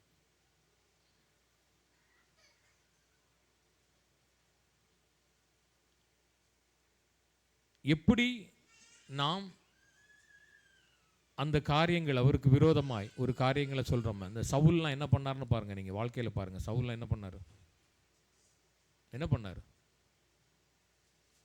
சவுலுடைய காரியங்கள் எல்லாரும் நீங்கள் படிச்சிருக்கிறீங்க. மார்ட்டின் லூதரை பற்றி யாராவது கேள்விப்பட்டிருக்கிறீங்களா? இப்போ நிறைய பேர் அப்படி தான் இருக்கிறீங்க. இயேசு உங்களுடைய வாழ்க்கையில் இருக்கும் பொழுது நீங்கள் எப்படி இருப்பீங்கன்னா மகிழ்ச்சியாக இருப்பீங்க. ரெண்டாவது, ஆலயத்தில் இருக்கும் பொழுதும் இந்த யோபு மாதிரியே இருக்கணும். எவ்வளவு கஷ்டம் வந்தாலும் எவ்வளவு பாடுங்களாலும் என் மீட்பர் உயிரோடு இருக்கிறார், அவர் எனக்காக, என் மீட்பர் எனக்காக உங்களுக்காக உயிரோடு இருக்கிறாருங்கிற ஒரு எண்ணம் உங்களுடைய மனதில் இருந்தால் எவ்வளோ பெரிய வேதனைகள் இருந்தாலும் நீங்கள் எப்படி இருப்பீங்களா? உங்களை பார்க்கிறவர்கள் எப்படி பார்ப்பாங்களாம்? இங்கேருந்து பார்க்கும்போது தான் தெரியும். அங்கேருந்து பார்க்குறவங்களுக்கு யாருக்கும் தெரியாது. சத்யன் பிரதருக்கு தெரியாது. இங்கே ஃப்ரெண்டில் இருந்துக்கும் தான் பார்க்கணும். உங்களுடைய ஃபேஸ் எப்படி இருக்குன்னு பார்க்கறது தெரியும். ஆலயத்தில் எவ்வளோ மகிழ்ச்சியாய் ஆலயத்திற்கு வாரோம் என்று சொல்ல பார்த்து அவர்கள் எப்படி இருந்தாங்களாம்? இதை எல்லாரும் திரும்ப சொல்லுங்களேன் பார்ப்போம். சத்தமாக சொல்லுங்கள். உதட்டில் மட்டும்தான் சத்தம் வருது. பாதி பேர் நிறைய பாடுகள் உண்டு, எல்லாருக்கும் வேதனைகள் உண்டு. உங்களுடைய வாழ்க்கையில் நீங்கள் எண்ணுகிற எண்ணங்கள் நடக்காமல் போயிருக்கலாம். சேலரியில் பிரச்சனை இருந்திருக்கலாம், இக்காமாவில் பிரச்சனை இருக்கலாம், வேலையில் பிரச்சனை இருக்கலாம். உங்களை நேற்று ஒருவேளை உங்கள் சூப்பர்வைசர் உங்களை திட்டி இருக்கலாம். இல்லை குடும்பத்தில் சர்ச்சுக்கு வர்றதுக்கு முன்னாடியே கணவனும் மனைவியும் சண்டை போட்டுட்டு வந்திருக்கலாம். ஏன் நீ புறப்படல, ஏன் பிள்ளையை யார் குளிப்பாட்டுவா, ஏன்னு சொல்லி ஒவ்வொரு காரியங்கள் இருந்திருக்கலாம். இந்த ஊரில் நடக்கிறது அதுதான். குடும்பத்தில் சண்டை வர்றது இது ஒன்று தான். குழந்தையை ரெடி பண்ணுறது யார், கணவனா மனைவியா, அப்படி ஒரு பட்டிமன்றமே வைக்கலாம். இவ்வளவு பிரச்சனைக்கு இடையில நீங்கள் ஆலயத்திற்கு வரும்போது எப்படி இருக்கணுமா? ரான்சி மாதிரி மனமகிழ்ச்சியாக இருக்கணும். எப்படி சிரிக்கிறாங்க பாருங்கள் சிஸ்டர். மனமகிழ்ச்சியாக இருக்கணுங்க. அந்த மார்ட்டின் லூதரை பற்றி உங்களுக்கு கேள்விப்பட்டிருக்கீங்க. எத்தனை பேர் அவருடைய புக்கெல்லாம் படிச்சிருக்கீங்க? ஒரு நாள் வீட்டுக்கு வரும்போது அவர் 2-3 நாள் அப்படியே ஒரு சோகத்திலே இருந்தாராம். சோகத்தில் இருக்கும்போது அவர் மார்ட்டின் லூதர் யாருன்னு தெரியுமா? யாருக்காவது தெரியுமா? யாருங்க? அதாவது இந்த ஊழியக்காரங்களை எல்லாரும் நிறைய பேர் கேள்வி கேட்பாங்க. முன் உதாரணமாக இருக்கணும். ஓகேங்களா? அந்த மார்ட்டின் லூதர் என்ன பண்ணாரோ, ரொம்ப சோகமாக இருந்தாராம். ஒரு நாள் யோபு மாதிரி பிரச்சனைலாம் ஒன்றும் கிடையாது அவருக்கு. ரொம்ப சோகமாக இருந்தார். அப்படியே இருக்கும்போது என்னாச்சுன்னா, அவங்க மனைவி அதை நோட் பண்ணிகிட்டே இருக்கிறாங்க. மனைவியும் பிள்ளைகளும் நோட் பண்ணிகிட்டு இருக்கிறாங்க. நோட் பண்ணிகிட்டு இருக்கும்போது கடைசியில் என்ன ஆச்சுன்னா, ஒரு நாள் மனைவியும் பிள்ளைங்களும் இவர் வெளியிலேருந்து வராரு. இவங்க எல்லோரும் பிளாக் ட்ரெஸ்ஸில் இருந்தாங்களாம். பிளாக் ட்ரெஸ்ஸில் இருக்கும்போது ஏன் எல்லோரும் யாராவது இறந்து போயிட்டாங்களான்னு சொல்லி கேட்டார். ஏன்னா யூஸ்வலாக ஃபாரினில் பார்த்துட்டிங்கன்னா யாரும் சொந்த பந்தம்லாம் கிடையாது. சர்ச் மெம்பர், ஃப்ரெண்ட்ஸ் அந்த மாதிரி இருந்தால் டெத்துக்கு போகும்போது பிளாக் ட்ரெஸ்ஸில் தான் போவாங்க. ஏன்னு கேட்டாங்களாம். அவங்க அம்மா, அந்த அம்மா சொன்னாங்களாம், இயேசு கிறிஸ்து மரித்து போய்விட்டார்னு. அவர் அப்படியே ஷாக் ஆனாராம். ஏன்னு கேட்டாராம். இல்லை உங்கள் மூஞ்சை பார்த்தா அப்படி தான் இருக்குனாரு. இருக்கிற நிறைய பேர்களுடைய முகத்தை பார்த்து அவங்க சொன்னாங்களாம். அப்படி சொன்னோன்னு அவர் சொன்னார், குணசாலியான என்னுடைய மனைவியன்னு கேட்டாராம். அவர் குணசாலியான என்னுடைய மனைவியன்னாராம். அந்த செகண்டில் அவர் அதை மாற்றிக்கிட்டார், அவருடைய ஃபேஸை மாற்றிக்கிட்டாராம். நிறைய பேர் ஆலயத்துலையும் அப்படி தான் இருப்போம். நான் தான் முதல்ல சொன்னேன், சந்தோஷமான காரியங்களோடு நீங்கள் ஆலயத்தில் இருக்கிறீங்க எல்லாரும். யாருக்கும் ஒரு வேதனை கிடையாதுன்னு நினைக்கிறேன். இந்த சபையில் பார்க்கும்போது எனக்கு பார்க்குறது ஒரு 2-3 பேருக்கு தான் ஏதோ சங்கடத்தில் இருக்கிற மாதிரி இருக்குது. ஏன்னா சங்கடத்தில் இருக்கிறவங்களாம் சிரிக்கிறாங்க, சந்தோஷத்தில் இருக்கிறவங்களாம் உம்முன்னு இருக்கிறாங்க. உங்களுடைய லைஃப் அழகாக போய் கொண்டு இருக்கிறது. எது ஒரு மேடு பள்ளமே இல்லாமல் போய் கொண்டு இருக்கிறது. யோபோட வாழ்க்கை மாதிரியே அல்ல பிரியமானவர்கள். உங்கள் வாழ்க்கை ரொம்ப ஸ்மூத்தாக போயிட்டுருக்குது. இஸ்ரேல் மக்கள் இருக்காங்களா, அந்த வனாந்தரத்தில் இருக்கும்போது ஒரு பிரச்சனை கிடையாது. சமைக்க வேண்டாம், கேஸ் பிரச்சனை கிடையாது, ஒன்றும் கிடையாது. எல்லாம் மண்ணா அது இது எல்லாத்தையும் வந்து இது பண்ணிட்டு இருந்தாங்க. அதனால் அவங்க என்ன தெரியுமா பண்ணாங்க, முறுமுறுத்துக்கிட்டே இருந்தாங்க.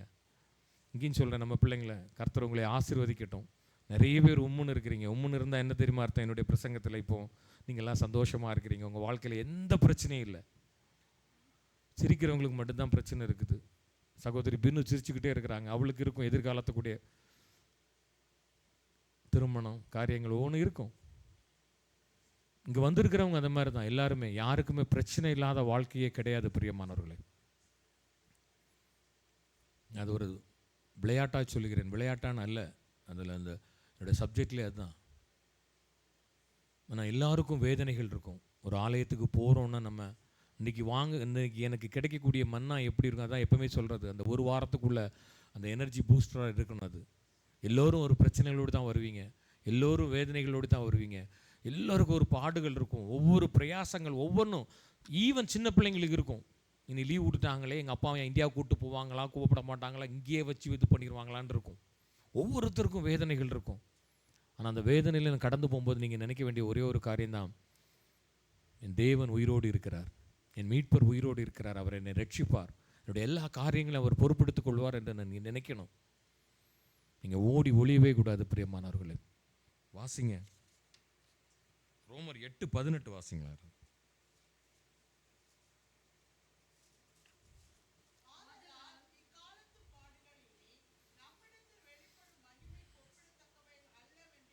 ஆமென். இக்காலத்து பாடுகள், நீங்கள் இங்கே ஒருவேளை நான் முதலே சொன்ன மாதிரி உங்களுடைய பாடுகள் ஒவ்வொருத்தருக்கும் ஒரு பாடுகள் இருக்கும். உங்களுடைய காரியங்கள், இப்போ திருமணமாகாத பிள்ளைங்களுக்கு திருமணமாகலையேன்னு சொல்லி ஒரு ஏக்கம் இருக்கும். படிக்கிற பிள்ளைகள் தகப்பன்மார்களுக்கு இப்போ +2 முடிச்சிட்டாங்கன்னா அவங்களுடைய அட்மிஷன் காரியங்களுக்காக ஒரு ஏக்கம் இருக்கும். 10th முடித்த பிள்ளைங்களுக்கு +1 போகிறதுக்கு என்ன குரூப் எடுக்கணும், பிள்ளைங்களுக்கு வேதனை இருக்குதோ தெரியாது. பெற்றோர்களுக்கு அந்த வேதனை இருக்கும். ஒவ்வொருவருக்கும் ஒவ்வொரு வேதனை இருக்கும். ஹாஸ்பிட்டலில் வேதனை இருக்கும். சேலரி, நான் தான் சொன்னேன் முதல்ல, சேலரி பிரச்சனை இருக்கும், இக்காமா பிரச்சனை இருக்கும், அதிகாரிகளோட தொந்தரவு இருக்கும், கணவனுக்கு மனைவியால் பிரச்சனை இருக்கும், மனைவிக்கு கணவனால் பிரச்சனை இருக்கும், பிள்ளைகளுக்கு பிரச்சனை இருக்கும். இது எல்லாம் வச்சுட்டு நீங்கள் என்ன பண்ணணும் தெரியுமா? யார் மேலே நம்பிக்கையாக இருக்கணும்? அப்படியே அந்த ரோமரில் வந்து 5 வாசிங்க. 5ல் 3 முதல் 5 வரை வாசிங்க சிஸ்டர்.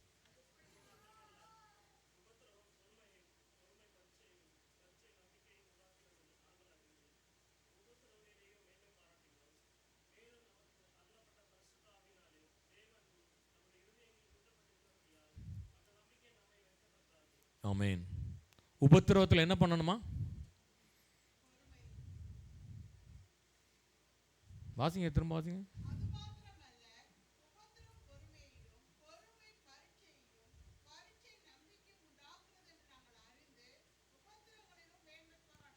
அதை தான் கேட்டேன். உபத்திரவத்தில் மேன்மை பாராட்டணும்.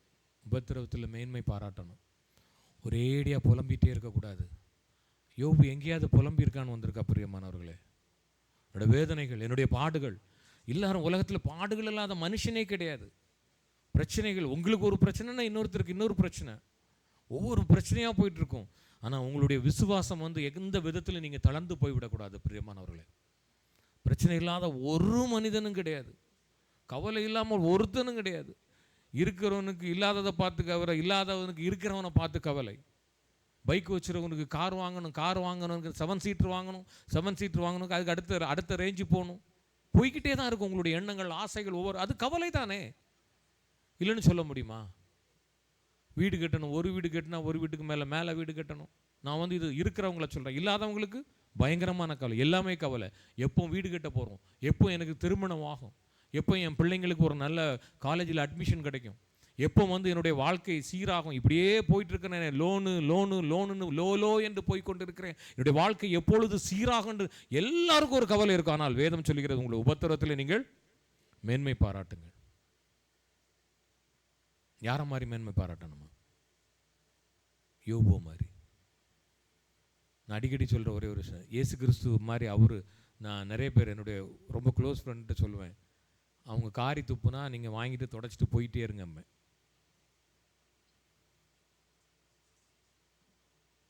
ஏன் தெரியுமா? இயேசு கிறிஸ்துவ அவரை வந்து காரி துப்புனாங்க, சிலுவையில் அடித்தாங்க அதுன்னு. ஆனால் யோபு பார்க்கும்போது அதை விட ரொம்ப மோசம். யோபுடைய காரியங்கள் ரொம்ப மோசம். நிறைய பேருக்கு வாஞ்சைகள் இருக்கும், ஏற்ற நேரத்தில் திருமணமாகவில்லை என்று. என்னுடைய வீடு கட்டி முடிக்க முடியுமா, முடியாதா? என்னுடைய அடுத்தது சவுதியில் இருக்கிறவங்களுக்கு மொத்த பேருக்கும் என்ன தெரியுமா, என்னுடைய இக்காமா அடுத்த வருஷம் ரினியூவ் ஆகுமா ஆகாதா? அப்படி தானே? இந்த ஒரு கவலை இல்லாமல் எத்தனை பேர் இருக்கிறீங்க? கை தூங்க பார்ப்போம். அங்கே ரினியூவே ஆகலையே, கை தூக்குறாங்க. இல்லை நான் அதை சொல்லலை. இல்லை, அந்த கவலை இல்லாத மாதிரி யாரை சொல்கிறேன், இருக்கும். எல்லாருக்கும் அந்த கவலைகள் இருக்கும், வேதனைகள் இருக்கும். வேதனைகள் தான் ஒரு மனிதனும் கிடையாது பிரியமானவர்களே. ஒவ்வொரு காரியத்திலும் நம்ம அப்படியே போய்கிட்டே இருப்போம்.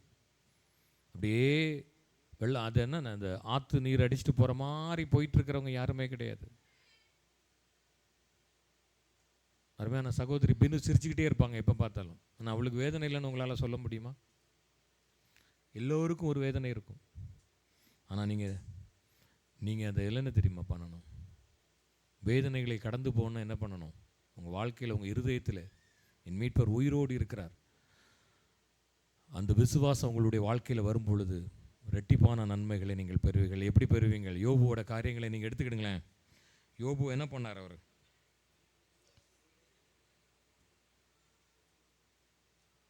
அவனுடைய முன்னிலைமையை பார்க்கலும் அவனுடைய பின்னிலைமை அதிகமாக ஆசீர்வதிக்கப்பட்டது. பிரியமானவர்களே, ஒருவேளை நீங்கள் பாடுகளின் மத்தியில் இருக்கலாம்னா, வேதனைகளின் மத்தியில், ஒவ்வொரு காரியம் வேதனை இல்லாத ஒரு மனிதனும் இல்லை. நான் திரும்ப அதை தான் சொல்கிறேன். நல்ல ஷர்ட் போட்டுட்டு நல்லா வரலாம், நல்லா மேக்கப் படிச்சுட்டு, நம்ம சொல்கிற மாதிரி அந்த காலத்தில் சொன்ன வெள்ளை அடிக்கப்பட்ட கலரையாக ரொம்ப ஒயிட் அண்ட் ஒயிட்டில் அழகாக இருக்கலாம். 2 விதத்தில் சொல்லலாம். இருதயம் வந்து கிறுக்கும் கேடுபாடு உள்ளது, அது வேற. நான் அதை சொல்லலை, நான் பாரத்தை சொல்லுகிறேன். உங்களுடைய நேசித்தவர்கள் உங்களை விட்டு போயிருக்கலாம், நீங்கள் அதிகம் நம்பினவர்கள் உங்களை விட்டு போயிருக்கலாம், உங்கள் வேலைக்கால், உங்கள் கணவன் உங்களுடைய சண்டை போட்டிருக்கலாம், உங்கள் மனைவி. இந்த பார்த்துருக்கீங்களா? எப்போ வந்து ஒரு காரியம் நடக்கும் பார்த்தீங்களா, வீட்டிலலாம் பார்த்துருக்கீங்களா, அந்த வள்ளுவள்ளுன்னு விழுந்துட்டு இருக்கவங்க கூட அந்த உங்களுக்கு வந்து உடம்பு சரியில்லைன்னா வந்து அந்த கவனிப்பாங்க, பார்த்துருக்கீங்களா? ஆறுதலாக இருப்பாங்க. யோபுக்கு அந்த ஆறுதல் கூட கிடையாது. இப்போ வீட்டிலலாம் அந்த கணவன் உடம்பு சரியில்லாமல் இருந்தால் மனைவி யூஸ்வலாட்டு வந்து கணவன்மார்கள் இந்த காஃபிலாம் போட்டு கொடுப்பாங்க பார்த்தீங்களா? ஆனால் அந்த கணவன்மார்களுக்கு ஒரு காய்ச்சலோ ஒரு ஜுரம் வந்திருக்கும் போது மனைவி போட்டு கொடுப்பாங்க, வேறு வழி இல்லைன்ட்டு போட்டு ஒரு அன்பு. எப்படின்னா, நீங்கள் பாடுகளின் மத்தியில் இருக்கும் பொழுது ஒருத்தர் வந்து உங்களை ஒருத்தர் வந்து உங்களை ஹக் பண்ணுறாங்க, தட்டி கொடுக்குறாங்கும் போது எப்படி இருக்கும்? ஒரு உங்களுடைய எப்போ தேவைகள் எப்போ வரும்? உங்களுக்கு இல்லாத போது ஒரு தேவைகள் ஒருத்தர் வந்து ஒரு ஆறுதலாக இருக்கும் பொழுது, ஒன்றுமே இல்லாமல் அப்போ வந்து ஆண்டவர் அந்த மாதிரி ஆண்டவராக தான் இருக்கிறார். புரியுதுங்களா? நீங்கள் பாடுகள் மத்தியில் இருக்கும் பொழுது தான் என் தேவன் உங்களுக்கு வந்து வழிவாசல்களை திறப்பார். நீங்கள் நினச்சிக்கிட்டே இருக்கலாம், என்னுடைய காரியங்கள் முடியாதா? இப்போ நீங்கள் பசியாக இருக்கும் பொழுது என்ன, எப்படியாவது உங்களுக்கு ஆகாரத்தை யார் மூலமாக கர்த்தர் போஷிப்பார், இல்லைன்னு சொல்ல முடியுமா? நீங்கள் வேலை இல்லாமல் இருக்கும் பொழுது யாரோ உங்களுக்காக, நீங்கள் வந்து ட்ரை பண்ணியிருக்க மாட்டீங்க, நீங்கள் போய் பார்த்துருக்கவே மாட்டீங்க, எங்கேயோ இருந்து ஒரு அழைப்பு வரும். என் தேவன் அப்படி வல்லமையாக செய்யக்கூடிய தேவனாக இருக்கிறார். நீங்கள் வந்து பிரயாசப்பட வேணாம், உங்களுடைய விசுவாசம் மட்டும் நீங்கள் தகர்ந்து போகாமல் இருக்க வேண்டும். பிரியமானவர்களே, இந்த விசுவாச ஓட்டத்தில் நீங்கள் எப்பவுமே வந்து சோர்ந்து போய் விடக்கூடாது. எங்கேயாவது எலியாவை எப்படி போஷிச்சார் ஆண்டவர்? அவரே மாதிரி தானே நீங்களும் அவருடைய பிள்ளைகள் தானே. அவர் உங்களை நேசிக்கிறார்ல. என் மகள் என் மகள் என் மகன் தான் சொல்கிறாரு. வேற எதுவும் சொல்கிறாரா? மருமகளேன்னு சொல்கிறாரா? இல்லை மாமியாரன்னு சொல்கிறாரா? மாமியார்னு சொன்னால் கண்டிப்பாக கோவம் வரும். அப்படி சொல்கிறது இல்லை. என் மகளே என் மகனேன்னு தான் சொல்கிறாரு. ஒருபொழுதும் என் தேவன் அப்படி சொல்லதே இல்லை. ஆனால் அவருக்கு அப்போ போய் தெரிஞ்சிருக்குது. ஒரே ஒரு மாமியார் மாதிரி தான் நல்ல மாமியார், மருமகளும் நல்ல மகர். பார்த்துருக்கீங்களா? அதையும் சொல்ல வரேன். எப்படி கர்த்தர் நமக்கு அவர் என் மீட்பர் உயிரோடு இருக்கிறார் மாதிரி வேதத்தில் பாருங்கன்னா, அந்த காரியத்தில் யோபுக்கு எப்படி ஆண்டவர் உண்மையாக மீட்பராக இருக்கிற மாதிரி அந்த ரூத்தின் காரியத்தை எடுக்கும்போது பாருங்கள், அவங்களுக்கு ஒரு பாதுகாவலாக ஒரு மீட்பராக இருக்கிறார். யார்? போவாஸ். அப்படி தானே? நிறைய காரியங்கள் இருக்குது. அவங்க நல்ல மாமியார் மருமக. பார்த்துருக்கீங்களா? படிச்சிருக்கீங்களா? ஆண்டவர் அப்படி தான் இருக்கிறார் பிரியமானவர்களே. அதனால் நீங்கள் எதை குறித்தும் நீங்கள் கவலைப்படாது. உங்களுடைய வாழ்க்கையில் ஓட்டத்தில் ஓடிக்கொண்டே இருக்க. என்ன தெரியுமா? உங்களுடைய ஓட்டம் விசுவாச ஓட்டமாக இருக்க வேண்டும் எப்பொழுதும். அவர் அன்பின் தேவனாக இருக்கிறார். எந்த பாடுகள், எந்த வேதனைகள், எல்லா காரியம் எது வந்தாலும் எதை குறித்து நீங்கள் கவலைப்படாமல் இருக்கலாம். அவனுடைய நண்பர்கள் அவனை விரோதித்தார்கள். அவனுடைய நண்பர்கள் அவனை குறித்து குறை பேசினாங்க. அவன் மனைவி குறை பேசினாங்க. ஊரே எல்லாரும் கடிந்து கொடுத்துருக்கோம். ஏன்னா அந்த வேதனை சகிக்க முடியாத ஒரு வேதனை, ஒரு பாடுகள் நிறைந்த அந்த வாழ்க்கையிலே அவன் எல்லாமே துர்நாற்றம் எடுத்திருக்கும். அப்படி தானே? எல்லாமே ஹாஸ்பிட்டல் ஃபீல்டில் இருக்கிறீங்க. அந்த ஸ்கின்லாம் நாசமாக இருக்கும் பொழுது எவ்வளோ துர்நாற்றம் எடுத்திருக்கும். ஆனால் அந்த பாடுகளின் மத்தியில் ஒரு சிறிதளவு கூட ஆண்டவரை விட்டு கொடுக்கவில்லை. என் மீட்பர் உயிரோடு இருக்கிறாருங்க. அந்த விசுவாசமான இடத்துல இருந்தது பிரியமானோட. உங்களுடைய வாழ்க்கையில் நிறைய இடத்துல திரும்ப திரும்ப சொல்கிறது அதுதான். நீங்கள் ஒரு ஆலயத்துக்கு வரும்பொழுது நிறைய பேர் நிறைய வாஞ்சைகளில் வந்திருப்பீங்க. அப்படி தானே? நான் முதல்ல சொன்னதெல்லாம் நீங்கள் விட்டுருங்க. சந்தோஷமாக இருக்கிறவங்க சிரிச்சிட்டு இருக்கிறீங்க அப்படிலாம் கிடையாது. எல்லோருக்கும் ஒரு பாரம் இருக்கும். இந்த வாரத்தில் நான் போகிறேன் ஆண்டவர்கிட்ட, முகமுகமாய் அவர்கிட்ட நான் பேச போகிறேன்னு. அநேக தடவை நான் சொல்கிறது அதுதான். உங்களுக்காண்டி மற்றவர்கள் ஜெபிக்கிறது அல்ல பிரியமானவர்களே. உங்களுடைய முழங்கால்கள் முடங்க உங்களுடைய காரியங்கள் வாய்க்க பண்ணும். எல்லோரும் அந்த விதத்தில் தான் வந்திருப்பீங்க. ஒருவரும் நம்ம சொல்ல முடியாத தைரியமாட்டு நான் ஒரு பிரச்சனை இல்லாமல் நான் ரொம்ப கூலாக இன்றைக்கி ஆராதனை அட்டன் பண்ணணும், இல்லை இந்த கணக்கு கொடுக்கணும், அட்டன் பண்ணலைன்னா கடவுள் கண்ணை குத்திடுவார், அந்த மாதிரிலாம் உள்ள தேவனும் அல்ல பிரியமானவர்களே. எல்லோருக்கும் ஒரு வாஞ்சை இருக்கும், ஒரு வேதனை இருக்கும், ஏதோ ஒரு எண்ணம். இல்லை ஒன்றுமே இல்லைனாலும் ஆராதனைக்கு போகணும், ஆண்டவரை தொழுது கொள்ளணும், நான் அந்த இடத்துல முட்டி போட்டு ஒரு ஜெபம் பண்ணணும், அப்படி ஒரு எண்ணத்தில் எல்லாரும் கடந்து வந்திருப்பீங்க. அப்படி தானே? உங்கள் எண்ணங்கள் ஒருபொழுதும் என் தேவன் வீண் போக வைக்க மாட்டார் பிரியமானவர்களே. ஏன்னா என் தேவன் உண்மையான தேவன். என் மீட்பர் உயிரோடு இருக்கிறார். என் மீட்பர் உயிரோடு இருக்கிறார் என்று அவர் கடைசி நாளில் பூமியின் மேல் நிற்பார் என்று நான் அறிந்திருக்கிறேன். ஆனால் வேதம் அது மாதிரி தான் சொல்லுது. உங்களுடனே நான் இருக்கிறேன் என்று சொல்லப்பட்டிருக்கிறது. நான் உங்களுக்கு கட்டளையிட்ட யாவையும் அவர்கள் கை கொள்ளும்படி அவர்களுக்கு உபதேசம் பண்ணுங்கள். இதோ உலகத்தின் முடிவு பரியந்தம் சகல நாட்களில் நான் உங்களுடனே இருக்கிறேன் என்று சொல்ல இருக்கிறது. உங்கள் நடுவிலே இருக்கிறேன் என்று சொல்ல இருக்கிறார் கர்த்தர். மத்தேயு 18:20 சொல்ல, ஏனெனில் 2 பேராவது 3 பேராவது என் நாமத்தினால எங்கே கூடியிருக்கிறீர்களோ அங்கே அவர்கள் மத்தியிலே நான் வருவேன் என்று சொல்லப்பட்டிருக்கு. அதனால தான் சொல்லுது, ஆலயத்தில் கூடி நம்ம அப்பா பிதாவை நம்ம ஜெபிக்கணும், துதிக்கணும். அப்படித்தானே? ஒளியாக இருக்கிறேன் என்று சொல்லப்பட்டிருக்கிறது பிரியமானவர்களே. இயேசு, நான் உலகத்திற்கு ஒளியாக இருக்கிறேன், என்னை பின்பற்றுகிறவன் இருளிலே நடவாமல் ஜீவ ஒளியை பெற்றுக்கொள்வான், அடைந்திருப்பான் என்று யோவான் 8:12. யோவான் 11:25 சொல்லப்பட்டு, இயேசு நானே உயிர்த்தெழுதலும் ஜீவனுமாக இருக்கிறேன், என்னை விசுவாசிக்கிறவன் மரித்தாலும் பிழைப்பான், நானே வழியும் சத்தியமும் ஜீவனுமாக இருக்கிறேன் என்று சொல்லப்பட்டிருக்கிறது பிரியமானது. இதில் யோவான் 14:6 சொல்லப்பட்டிருக்கிற, அதை விட அன்பாட்டு நான் அன்பாக இருக்கிறேன் என்று சொல்லப்பட்டிருக்கிறது. வேதத்தில் பிடிச்ச ஒரு அருமையான வாசனம், அன்பாக இருக்கிறேன், நானும் உங்களிலே அன்பாக இருக்கிறேன், என்னுடைய அன்பிலே நீங்கள் நிலைத்திருங்கள் என்று சொல்லப்பட்டிருக்கிறது பிரியமானவர்களே. உயிர் உள்ளவராக இருக்கிறார் பிரியமானவர்களே. நம்மளுடைய தேவன் எப்பொழுதும் உயிர் உள்ளவராக இருக்கிறார். வெளிப்படுத்தல் 1:17 அவர் தம்முடைய வலது கரத்தை என்மேல் வைத்து என்னை நோக்கி, பயப்படாதே, நான் முந்தினவரும் பிந்தினவரும் உயிருள்ளவருமாய் இருக்கிறேன் என்று சொல்லப்பட்டிருக்கிறது வேதத்திலே. மரணத்திற்கும் பாதாளத்துக்கும் உரிய திறவுகோலை உடையவராய் அவர் இருக்கிறார். மரித்தேன், ஆனாலும் இதோ சதா காலங்களிலும் உயிரோடு இருக்கிறேன், நான் மரணத்திற்கும் பாதாளத்துக்கும் உரிய திறவுகோலை உடையவராய் இருக்கிறேன், என் மீட்பர் உயிரோடு இருக்கிறார். எத்தனை பேர் விசுவாசிக்கிறீங்க என் மீட்பர் உயிரோடு இருக்கிறார் என்பது? யோபுவை காட்டிலும் உங்களுடைய வாழ்க்கையில் ஒரு வேதனையும் வந்தது கிடையாது. என் தேவனுடைய திட்டத்திற்கு மாற்றாய் உங்களுடைய வாழ்க்கையிலே ஒரு காரியமும் சம்பவிக்காது என்பதை எத்தனை பேர் விசுவாசிக்கிறீங்க உங்களுடைய வாழ்க்கையில்? ஏன்னா அவர் தேவன், யோபையும் அவர் முன்குறித்தார், உங்களையும் என்னையும் அவர் முன்குறித்திருக்கிறார். ஒருவேளை நம்ம கடந்து வந்த பாதைகளில் இருந்திருக்கலாம், மேடு பள்ளங்கள் எல்லாமே இருந்திருக்கலாம். பிரியமானவர்களே, என் தேவன் எதற்குமே, ஒரு பாடல் உண்டு இல்லை, எதற்கும் என்னை விட்டு கொடுக்காதவர்னு ஒரு பாடல் உண்டு. ஒருபோதும் மற்ற சாத்தான்களுடைய உங்கள் விரோதிகளுக்கு கைகளிலே என் தேவன் ஒரு நாளும் உங்களை விட்டு கொடுக்க மாட்டார். பிரியமானவர்களே, ஏனென்றால் என் மீட்பர் உயிரோடு இருக்கிறார். உங்களுடைய மீட்பர் உயிரோடு இருக்கிறார். நேற்றும் என்றும் மாறாத ஜீவனுமாய் அவர் உயிரோடு இருந்து கொண்டு இருக்கிறார். உடைய வாழ்க்கையிலே சோதனைகள், பாதைகள், கரடு முரடான பாதைகளிலே நீங்கள் கரண்டு வந்த போதிலும் பிரியமானவர்களே, நீங்கள் செய்ய வேண்டிய ஒரே ஒரு காரியம்தான், என் மீட்பர் உயிரோடு இருக்கிறார் என்கிற காரியத்தை உங்கள் இருதயத்தின் ஆழத்திலே நீங்கள் வைத்துக்கொள்ள வேண்டும். உடைய வாழ்க்கையிலே, உங்கள் போகிற போக்கிலே வேதனைகள் இல்லாத ஒரு மனிதனும் இல்லை.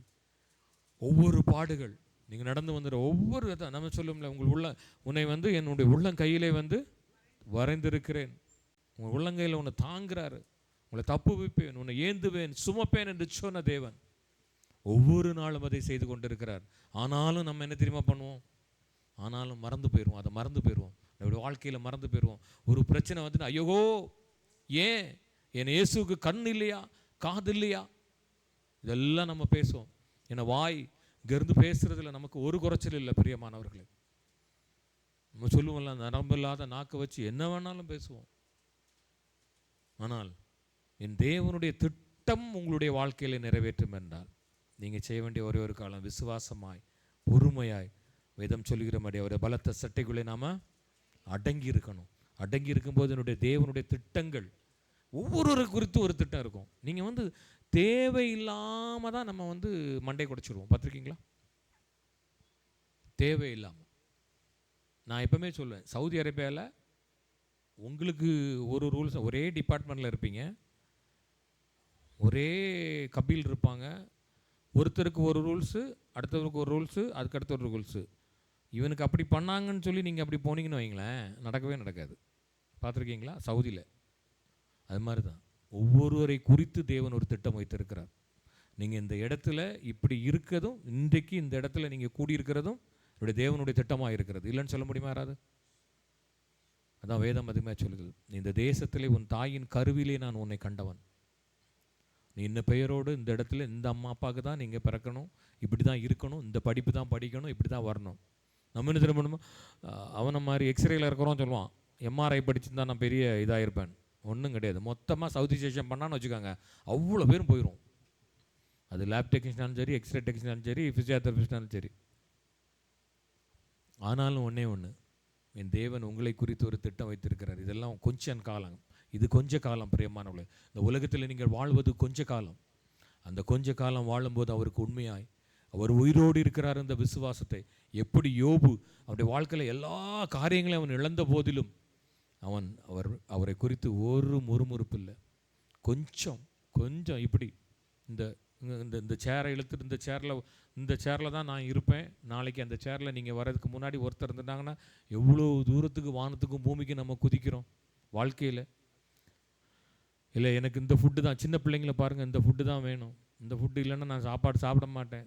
எல்லா காரியங்களும், எல்லாத்துக்கும் குறித்து என் தேவன் ஒரு திட்டம் வைத்திருக்கிறார். உடைய காரியங்கள், வேதனைகள் எல்லாவற்றையும் உங்களுடைய வாழ்க்கையில் ஒரு சின்ன பிரச்சனை வந்தாலும் யோபுவை நீங்கள் கொஞ்சம் எடுத்து வாசிங்க. பிள்ளைகளை இழப்பது எவ்வளோ பெரிய கஷ்டம். ஆனால் என்ன பண்ணார்? அதை விட அழகும் சௌந்தரியமும், அதை விட ரொம்ப பரிசுத்தமாக நடக்கிற பிள்ளைகளை தேவன் கொடுத்தார். எல்லாம் ரெட்டத்தனை. அதுக்காண்டி இருக்கதை இழக்கணும்னு நான் சொல்லலை. ஒருவேளை உடைய காரியங்கள், திருமணம் தடைப்படுதா, நல்ல ஒரு பெண்ணை கொடுப்பார் கர்த்தர், நல்ல ஒரு மனைவியை கொடுப்பார், நல்ல ஒரு கணவனை கொடுப்பார். நிறைய பேர் என்னுடைய வேலை இல்லையா, வேலையை கண்டிப்பாக கொடுப்பார். குழந்தை இல்லையா, குழந்தையின் லேட் ஆகுதா, விட்டுருங்க, கடவுள் கொடுப்பார்.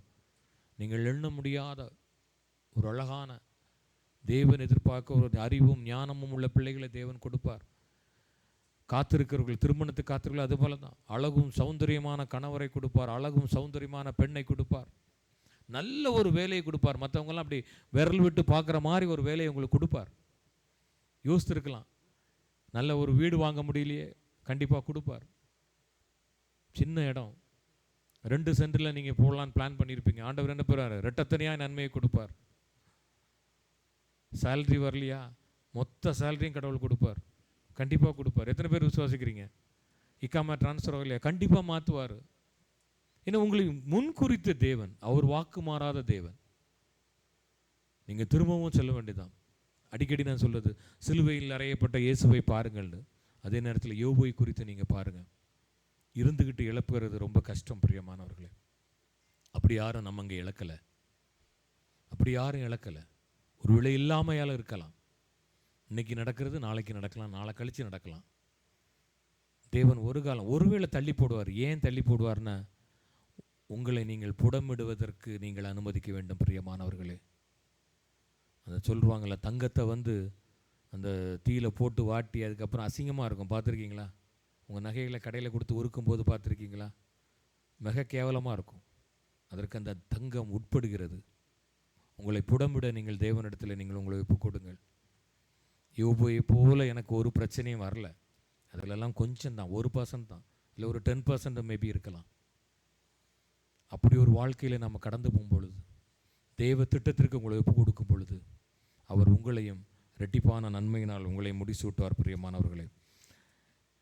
ரெண்டாவது இன்னொரு காரியம் நான் சொன்னதும், அவனுடைய அந்த அவனுடைய ஃப்ரெண்டு பேர் என்னது? எலிப்பாஸ். அவங்கள இது பண்ணும்போது என்ன சொன்னான்? தன் சிநேகிதருக்காய் வேண்டுதல் செய்தான். வைராக்கியமாக இருந்தான். எனக்கு குறித்ததை அவர் நிறைவேற்றுவார். எத்தனை பேர் விசுவாசிக்கிறீங்க? எனக்கு குறித்ததை, உங்களுக்கு குறித்ததை தேவன் நிறைவேற்றுவார் பிரியமானவர்களே. அதை விட அவன் சொன்னான், நான் போகும் வழியை அவர் அறிவார். அவர் என்னை சோதித்த பின் நான் பொன்னாக விளங்குவேன். எப்படி? நான் முதலே சொன்னேன், அந்த தங்கம் தன்னை அந்த கரிகோ இதெல்லாம் போட்டு இது பண்ணுறதுக்கு அனுமதிக்கும் போது அது ஜொலிக்குது. 22 கேரட்டா 24 கேரட்டா எப்படி இல்லாமல் ஜொலிக்குது. ஏன்னா வேதம் சொல்லுகிறது, ஆராய்ந்து முடியாத பெரிய காரியங்களை உங்கள் வாழ்க்கையில் என் தேவன் நிறைவேற்றுவார் பிரியமானவர்களே. தாழ்ந்தவனை உயரத்தில் வைத்து தூக்கிக்கிறவர்களை அவர் ரட்சித்து உயர்த்துகிறார்னு சொல்லப்பட்டிருக்கிறது. யாரெல்லாம், அதான் சொல்கிறேன், யாரெல்லாம் இன்னைக்கு துக்கமாக இன்னைக்கு வந்திருக்கீங்களோ, உங்கள் வேதனைகளை என் தேவன் மாற்றுவார், உங்களை உயர்த்துவார். நீங்கள் எண்ணி முடியாத காரியங்களை உங்கள் வாழ்க்கையிலே தேவன் அனுமதிப்பார் பிரியமானவர்களே. நீங்கள் ஆராய்ந்து முடியாத காரியங்கள், ஒருவேளை நீங்கள் கேட்டிருக்கிறதெல்லாம் கொஞ்சம்தான், என் தேவன் இரட்டத்தனையான நன்மைகளால் உங்களை முடிசூட்டுவார். அவர் அப்படி செய்கிற தேவன். யோபுவின் முன்மடங்கை பார்த்திலும் பின்மடங்கை ஆசீர்வதித்தார். அதே தேவன் இன்றும் வாழ்ந்து கொண்டிருக்கிறார். அவர் மாறாத தேவன். அவர் வல்லமை மாறாது. அவருடைய வல்லமைகள் ஒருபோதும் குறைந்து போகாது. உங்களுடைய வாழ்க்கையிலும் நீங்கள் நடக்கிற பாதைகளிலும் நீங்கள் அவருடைய வார்த்தையை விசுவாசிக்கும் பொழுது, என் தேவன் இதே யோபுவை உயர்த்தின தேவன், இதே யோபுவை இரட்டத்தனையை ஆசீர்வதித்த தேவன் உங்களுடைய வாழ்க்கையிலும் நீங்கள் எண்ணி ஆராய்ந்து முடியாத பெரிய காரியங்களை என் தேவன் செய்வார். தேவன் தாமே நம்ம ஒவ்வொருவரையும் ஆசீர்வதிப்பாராக. ஆமேன். என்ன அழகுபடுத்தும் தெய்வம் நீங்க தானப்பா, அன்போடு ஆராதிப்பே. என்ன மகிமைப்படுத்தும் தெய்வம் நீங்க தானப்பா, மனசார மகிமைப்படுத்துவே. என்ன அழகுபடுத்தும் தெய்வம் நீங்க தானப்பா, அன்போடு ஆராதிப்பே. என்ன மகிமைப்படுத்தும் தெய்வம் நீங்க தானப்பா, மனசார மகிமைப்படுத்துவே. ஒழுங்கினம் நிறைந்த வாழ்க்கைய ஒளிமயமாக மாற்றினீங்க. ஒழுங்கினம் நிறைந்த வாழ்க்கைய ஒளிமயமாக மாற்றினீங்க. மங்கி எறிந்த மனுஷன் என்ன மகுடமாக மாற்றினீங்க.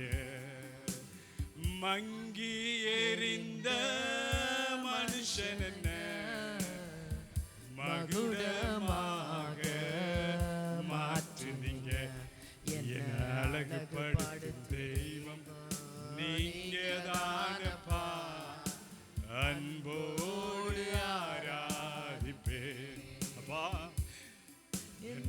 மகிமைப்படுத்தும் தெய்வம் நீங்க தானப்பா, மனசார மகிமைப்படுத்துவேன்.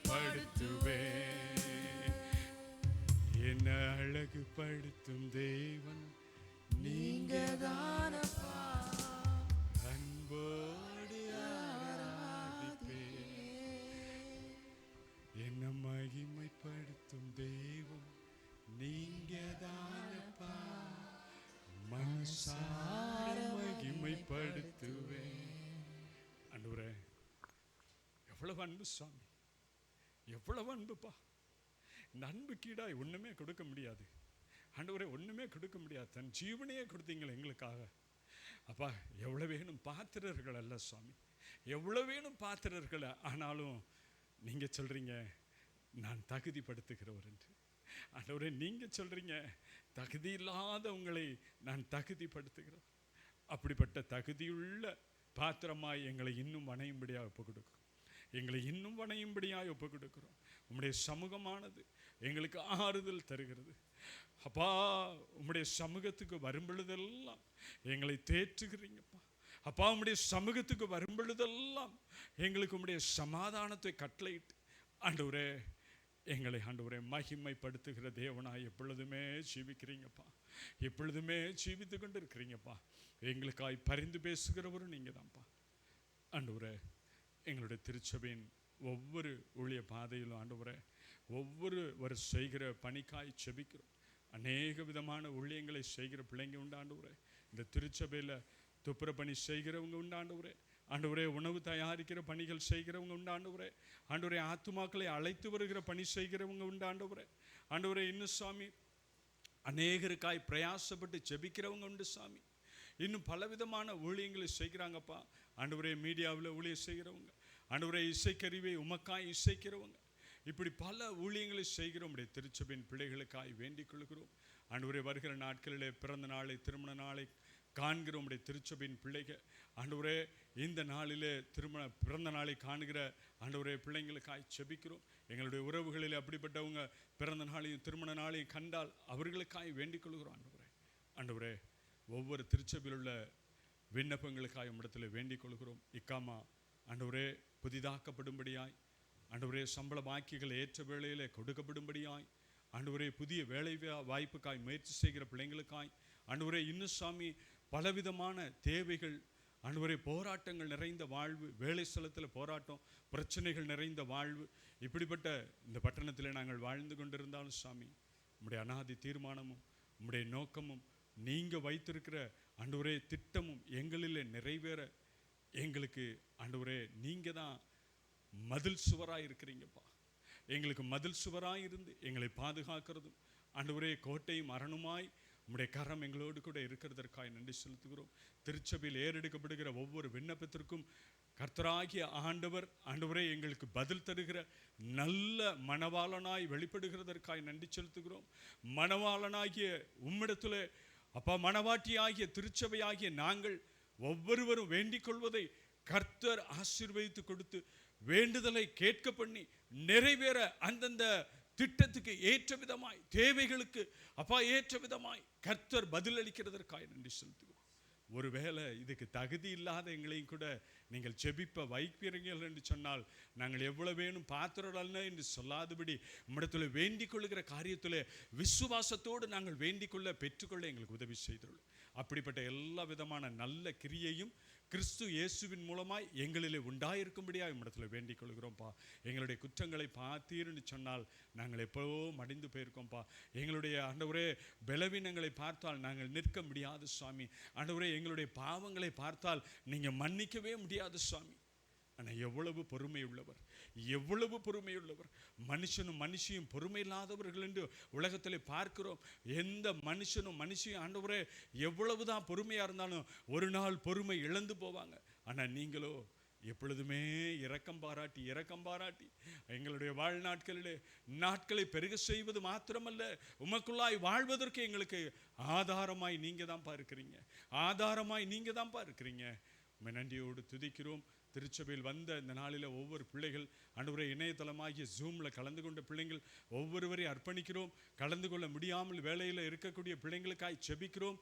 பலவிதமான தேவைகளோடு ஆண்டவரே திருச்சபையின் பிள்ளைகள் வந்திருப்பார்கள் என்று சொன்னால் உம்முடைய வாக்கு கொடுத்திருக்கிறீங்க ஆண்டவரே, நான் சொன்னதை செய்யும் அளவும் உன்னை ஒருபோதும் கைவிடுவதில்லை என்று, உன்னை ஒருபோதும் கைவிடுவதில்லை என்று அப்படிப்பட்ட வாக்குறுதிகளை வாக்கு தத்துவங்களை ஆண்டவரே சுதந்திரிக்கிறோம் திருச்சபையின் மனுமக்களுக்காய். உம்முடைய நாமம் மகிமைப்படட்டும் ஆண்டவரே. எல்லா விண்ணப்பங்கள் வேண்டுதல்களையும் இயேசு சொன்ன நாமத்தில் ஜெபித்து ஏறெடுக்கிறோம் பிதாவே, ஆமென். என் ஆத்துமாவே கர்த்தரை ஸ்தோத்திரி, என் முழுவலுமே அவருடைய பரிசுத்த நாமத்தை ஸ்தோத்திரி.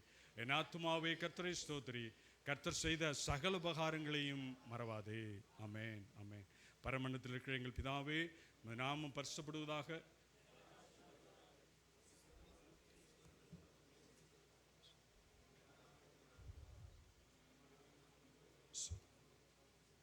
ராஜ்யம்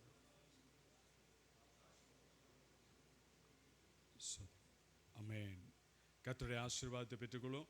நம்முடைய கர்த்தராகிய இயேசு கிறிஸ்துவின் கிருபையும் பிதாவாகிய தேவனுடைய அன்பும் பரிசுத்த ஆவியானவரனுடைய அந்யோன்ய ஐக்கியம் நம் அனைவரோடும் நம் குடும்பத்தாரோடும் அவருடைய வழிநடத்துதல், அவருடைய பாதுகாப்பு, அவருடைய சமாதானம் கிறிஸ்துவின் வருகை பரியந்தும் ஆளுமை செய்வதாக. ஆமென். ஹல்லேலூயா, ஹல்லேலூயா, ஹல்லேலூயா.